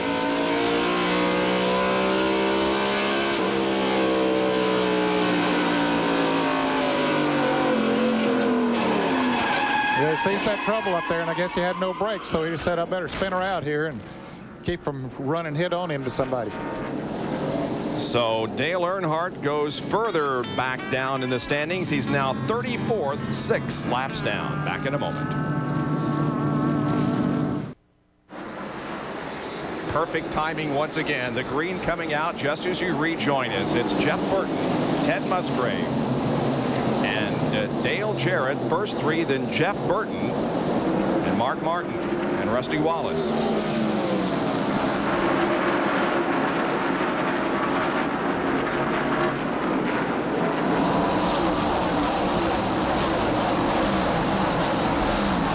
Just to put a period on Dale Earnhardt. His last Richmond race that he finished lower than 11th was in 1983. In only 2 of the 34 races, he's ever finished lower than 13th. But now Earnhardt is 34th, 7 laps down, as the attention goes to the front of the pack and Jeff Gordon, the defending NASCAR Winston Cup champion. He's pulled out by about 3 car lengths over Ted Musgrave. But Musgrave, he's driving a little bit offensive and defensive, because right behind him, there you see the 88 car of Dale Jarrett. Oh, and a big spin in the backstretch. 2 cars involved. Elton Sawyer and Ernie Irvan are at the inside of the racetrack in the backstretch. Sawyer is moving, Irvan isn't. Now he is. Caution flag is out. Here it is. We see evidently Ernie made some contact as he came off the second corner, because that was water going down to his car. So Ernie Irvan is not having a good day. He's round 24th and is going to lose probably some more positions because of this accident in the backstretch with Elton Sawyer. Back in just a moment. Stay with us. A reminder, as soon as we're done in Richmond, Western Carolina and Davidson, 2 conference tournament championships in their divisions. They meet for the automatic bid out of the Southern Conference. One of the 1 seeds in a conference tournament, Wisconsin Green Bay, knocked out by Detroit. Let's go back to Bob. All right, thank you, Mike. Just a few laps remaining here. We're looking back from the Pontiac pace car to Jeff Gordon on the left and Kenny Schrader on the right. Schrader is a lap down in 14th. Jeff Gordon is the leader of the race, and we are about to go green once again. Here's Dr. Jerry Punch. Well, the Western Auto Mechanic of the race for the Pontiac Excitement 400 has been announced, and it's Ed Guzzo, who is the chief mechanic. There is Ed right there holding the hand up so he can see with the sun in his eyes. Ed Guzzo with the car number 24, Jeff Gordon, our leader, who takes the green flag on the restart. 18 laps to go. Man, I tell you what, folks, let me just tell you how hard I can't tell you how hard they're racing right now. And I tell you, right there's some class by Kenny Schrader. He could have affected the outcome of this race right there. He was on the inside of his teammate, Jeff Gordon. He stayed down on the inside, let Dale Jarrett and Ted Musgrave going by. Now Jarrett trying to move by Ted Musgrave down on the inside to take over the second position. But Schrader definitely could have affected the outcome of this race, but he said, I'm going to let them race for it. Good battle here for second spot. Jarrett is to the inside in 88. Musgrave outside in 16. Jarrett is going to get the position coming off corner number 4. Dale Jarrett, the co-points leader going into this event with Dale Earnhardt, is going to pick up some major points today. And he could pick up a win. He's only about 7 or 8 car lengths behind the leader, Jeff Gordon.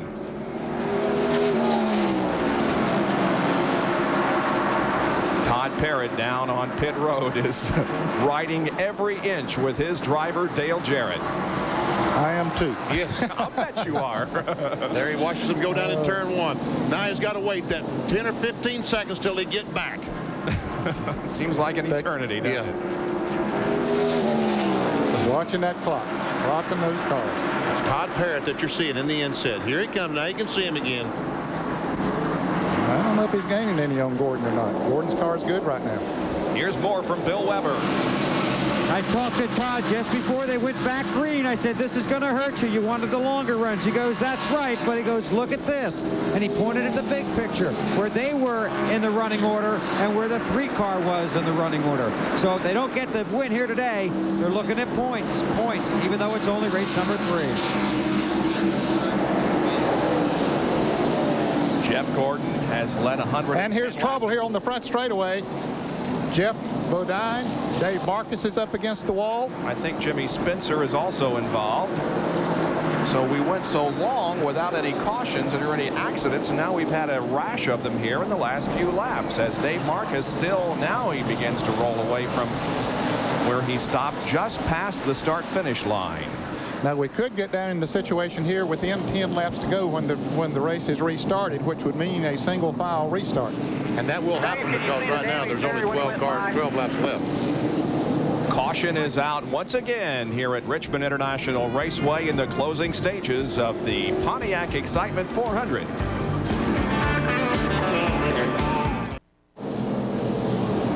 Didn't even run a full lap under green till we had another crash. This one up on turn number 3, bringing out the 8th caution of the afternoon. And this one involved a couple of cars. The guy that got the worst into the deal was Michael Waltrip, who spun up and hit the wall in turn 3 and stayed there long enough to bring out the flag. You see Jimmy Spencer, the Smoking Joe car, involved. As he goes around, he continues on in the 75 car. Morgan Shepherd got through there, I believe, didn't he, Vinny?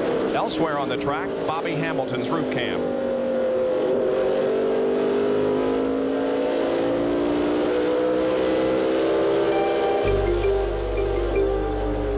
Whoops. A little tap to John Andretti there. Oh, nice save by John.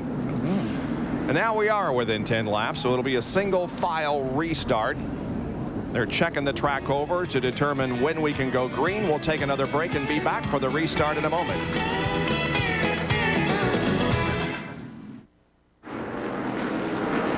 Getting set for a restart here at Richmond. The Pontiac pace car pulls off. Jeff Gordon brings them around corner number 4. They get the green. That's the completion of lap 395. We restart on 396. It's Gordon, Jarrett, Musgrave, Burton, Martin, Wallace, Labonte, Andretti. And there's a big mess back for the rust with Terry Labonte, John Andretti, and Bobby Hamilton. 4 laps to go for Jeff Gordon. Ooh, close racing there between John Andretti and Terry Labonte. They're running 7th and 8th. Hamilton goes by the car, takes that spot away. Meanwhile, Jeff Gordon pulled out to about a 5-car length advantage on Dale Jarrett. And here's Jeff Burton trying to pass Ted Musgrave for the 3rd position. Teammates racing against each other for 3rd. Musgrave able to hold him off at the moment, although Burton has a good inside position on him as they come out of the 2nd corner. Gordon's car is strong coming off of turn 2. He really gets a bite coming off of that turn and pulls away.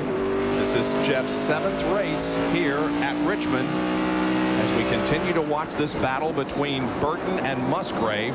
His finishes 10th, 6th, 3rd, 2nd, 36th. A year ago at this time, he finished 6th here in the fall race. There's the 3 Roush cars right together, 3rd, 4th, and 5th. How about that? Up front, though, it's Gordon and Jarrett as the white flag is coming out, and Jeff Gordon, the defending NASCAR Winston Cup champion, who has gotten off to a horrible start in 1996, is about to win his 1st race of the year if he can hold off Jarrett for another half lap. And Bobby Hamilton was able to get by Rusty Wallace back for the 6th spot. Here we come. Here comes the checkered flag. It's going to be Jeff Gordon winning, Jarrett 2nd, 3rd goes to Musgrave, then Burton, and then Mark Martin, followed by Bobby Hamilton, and then Rusty Wallace. Wow, how about that? So Jeff Gordon does get everything untracked here at the Richmond Raceway. It's his 10th career win, his last since Dover 9 races ago. We're going to go to Mike Tirico right now. We will be back for a winner interview in just a moment. Right now, let's go to our ESPN studios and Mike Tirico. Okay. Jeff Gordon pulls into victory lane and gets the monkey off of his back for 1996. Actually, it started in 1995. His average finishing position in the last 6 races prior to today, 28th. What is this all about? Is Kyle Petty is down against the inside of the track, and who, Hamilton? Bobby Hamilton, yeah. Oh well. We'll check on that as Jeff Gordon takes off the helmet and revisits victory lane for the first time since Dover of last year. This is his 2nd short track win. He also won at Bristol last year. Brought Chevy home in front of 5 Fords and led 124 of the 400 laps here at Richmond International Raceway. Well, let's go down now for our McDonald's Winner's Circle interview. Here's Jerry Punch.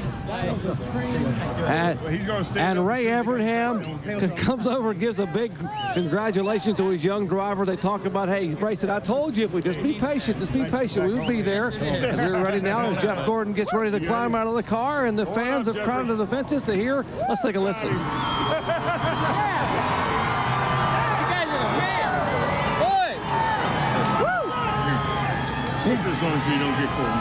Jeffrey, congratulations. Oh, he's not going to get, this guy will never get cold after winning a race. Jeff, congratulations on a great effort. Oh, thank you, Jerry. We needed this so bad. It's been a tough couple races. We knew we had a lot of races left to go, and man, I tell you, I've been, seeing the guys more. I wanted to make sure their morale wasn't getting down. I mean, I'm real interested in, making sure this team doesn't come into this year and fall on its face, and these guys did a heck of a job. I got to say thanks to DuPont Automotive Finishes, and these Goodyear tires are great today also. It was just a wonderful day, and Quaker State, our new sponsor. This is a day we've been looking for a little while here, and we've been searching, and I tell you, it feels so good to be able to do this today. These guys, they needed it, I needed it. This is a refreshing feeling. About halfway through the race, Rick Hendrick turned to me and said, that young man is showing so much maturity by not using up the race car and being patient. Well, we had a great car on a long run, and at the beginning, we only had to deal with a couple cars. Then all of a sudden, these Fords come out of nowhere, the 99 and the 88. I was like, man, what has happened?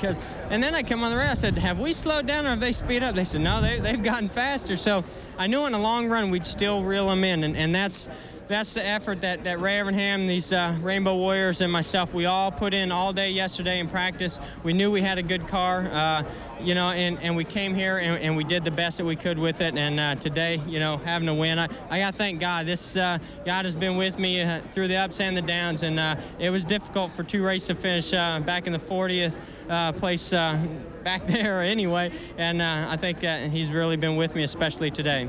And that's all history, right? It's all gone. 42nd and 40, that's all history. Well, we moved up quite a bit in points anyway, hey, buddy. Oh, the monkey's off their back as he gets a big hug from Carlin and Rick Hendrick and Jeff Gordon back in victory lane here in 1996. Now, let's show you what resulted in what we saw just a few minutes ago. As here is John Andretti coming up and giving Bobby Hamilton a bit of a tap there on the rear of the car, and then he drives up beside him, gives him another little nudge, and Hamilton stops and said, what's going on here, John? I guess then they talked about it. By the way, John slipped down to 12th at the line, and Hamilton wound up in 6th position. So that was a little skirmish that occurred after the checkered flag had come out. And Kyle Petty stops to see what's happening with his dad's car. That's what Kyle stopped for. Okay. Well, we're going to take a break and be back with more from Richmond as we wrap things up here in the Pontiac Excitement 400, won by Jeff Gordon. Racing fans, don't go anywhere. The Southern Conference Championship is next. Automatic bid on the line. They're underway in Greensboro. Davidson 14-0 in conference this year in the white. Chris Alpert, the hoop. They were up early by 3. The two quick hoops. Western Carolina, 1-point lead. Get you to Greensboro after we're done in Richmond. ESPN Speed World coverage of the Pontiac Excitement 400 from Richmond, Virginia, being brought to you by Pontiac, proud sponsor of the 1996 U.S. Olympic team. We're driving excitement. By McDonald's, on the track and in our restaurants. Just watch us cook. And by Napa Auto Parts, we keep America running. Here are the unofficial results of this race here this afternoon, which was a great one. 13 cars ended up on the lead lap, and Ned Dale's going the wrong way. First at Daytona, second at Rockingham, third here today. I believe he'll take it, though. That's not bad. Not a bad start. It says second on that thing that I'm looking at. Oh, okay. What did he say? That's right. He said third. Oh, okay. I got some bad information. All right, he finished second. So he's just staying the same as last week. And I tell you what, he'll take second every race from here on out. He'd win the championship if he could do that. See, Darrell Waltrip, after his contact with the wall, is back in 26th spot. Elton Sawyer in 30th. Kyle Petty had a good run. And only 2 cars were out of the race at the drop of the checkered flag, Ernie Irvin and Wally Dallenbach, who was out very, very early. Well, we talked about Dale Jarrett. When we come back here to Richmond, we will talk to Dale because he is the new leader in the point standings of the NASCAR Winston Cup Series in '96. Soon as we're done in Richmond, an automatic bid on the line in the Southern Conference. Western Carolina scored a couple of quick hoops. Here is one of them. Jarvis Graham will finish Western Carolina 10-4 in conference this year. And now down 1 to Davidson. We'll get you there momentarily. Here's Bob. All right, Mike, we'll keep our eyes on that game while we wrap things up here at Richmond International Raceway by taking a look at the point standings after 3 races. It is Dale Jarrett on top now of Jeff Burton by 86 points. Here's Bill Weber with the points leader. And he has run the gauntlet of handshakes and photographs. That's good for the Winston Cup points leader. I know you wanted victory lane today, but you needed a longer run. Yeah, we did. The car seemed to work better after we ran 15 or 18 laps, and that's the characteristics of this car. It was the same way last year when I drove it, but it was awesome today. It was a lot of fun. This is great. We've had a chance to win every race that we've been in this year, and there's nothing like that. I can't say enough about Todd and all the guys on the team, the work that they performed, and Robert Yates and Doug with the engines, and Larry for his guidance here. So everything's going well for the Ford Quality Care Ford Credit team, and see if we can keep it going while we've got it. Yeah, and a long string of Fords behind the winner today. Dale Jarrett comes home second. Now to Dr. Punch. Bobby Hamilton finishes 6th, and Bobby, this team needed this shot in the arm. What a run for you today. We did. You know, we had a bad week last week, and we just put it all behind us, Jerry. And what makes us feel good is we didn't let any of that other stuff bother us. You know, we come and qualified good and raced good, led a lot of laps today. And we just gave up on long runs, and that's generally our strong suit. You know, we missed it a little bit on long runs. And I tried to run a pace fast enough where it worked the other guys to death, but 2 or 3 of them wasn't. They're smarter than that. They wouldn't do it, you know. So, like I said, we was able to lead a lot of the laps, and good day for STP and Ferguson, man. We had a blast out there. This was good short track racing. Speaking of short track racing, what happened between you and John Andretti? We saw some bumping back and forth. Well, I don't know, 2 or 3 laps to go, you know. We went in the corner, it all stacked up, and I got into him a little bit. God forbid that happened to me 20 times in that run, you know. They was just stacked up so bad. And the next lap I got by him, and I guess he didn't like it when we got together, you know, but man, that just happens. And I sort of, you know, a lot of things happened last year between me and him that I never acknowledged or anything, and we was just racing, man. We was just racing, and he didn't like it. At the end, after the checker flag flew, he hit me once, and I thought he was congratulating me or something. I waved, and he reared back and hit me again, and I locked the brakes down. And it's a pretty day out today, and I was going to get out. I got out, was going to talk about the weather, but he took off to the garage. I don't know what his hurry was. Bobby Hamilton finishes 6th, guys. I tell you, I love the way that man puts things. He is good with words. Jeff Gordon wins here today. By the way, he moves into 24th in the point and 27th in the point standings, 265 behind the leader, Dale Jarrett. We'll be back with more in just a moment.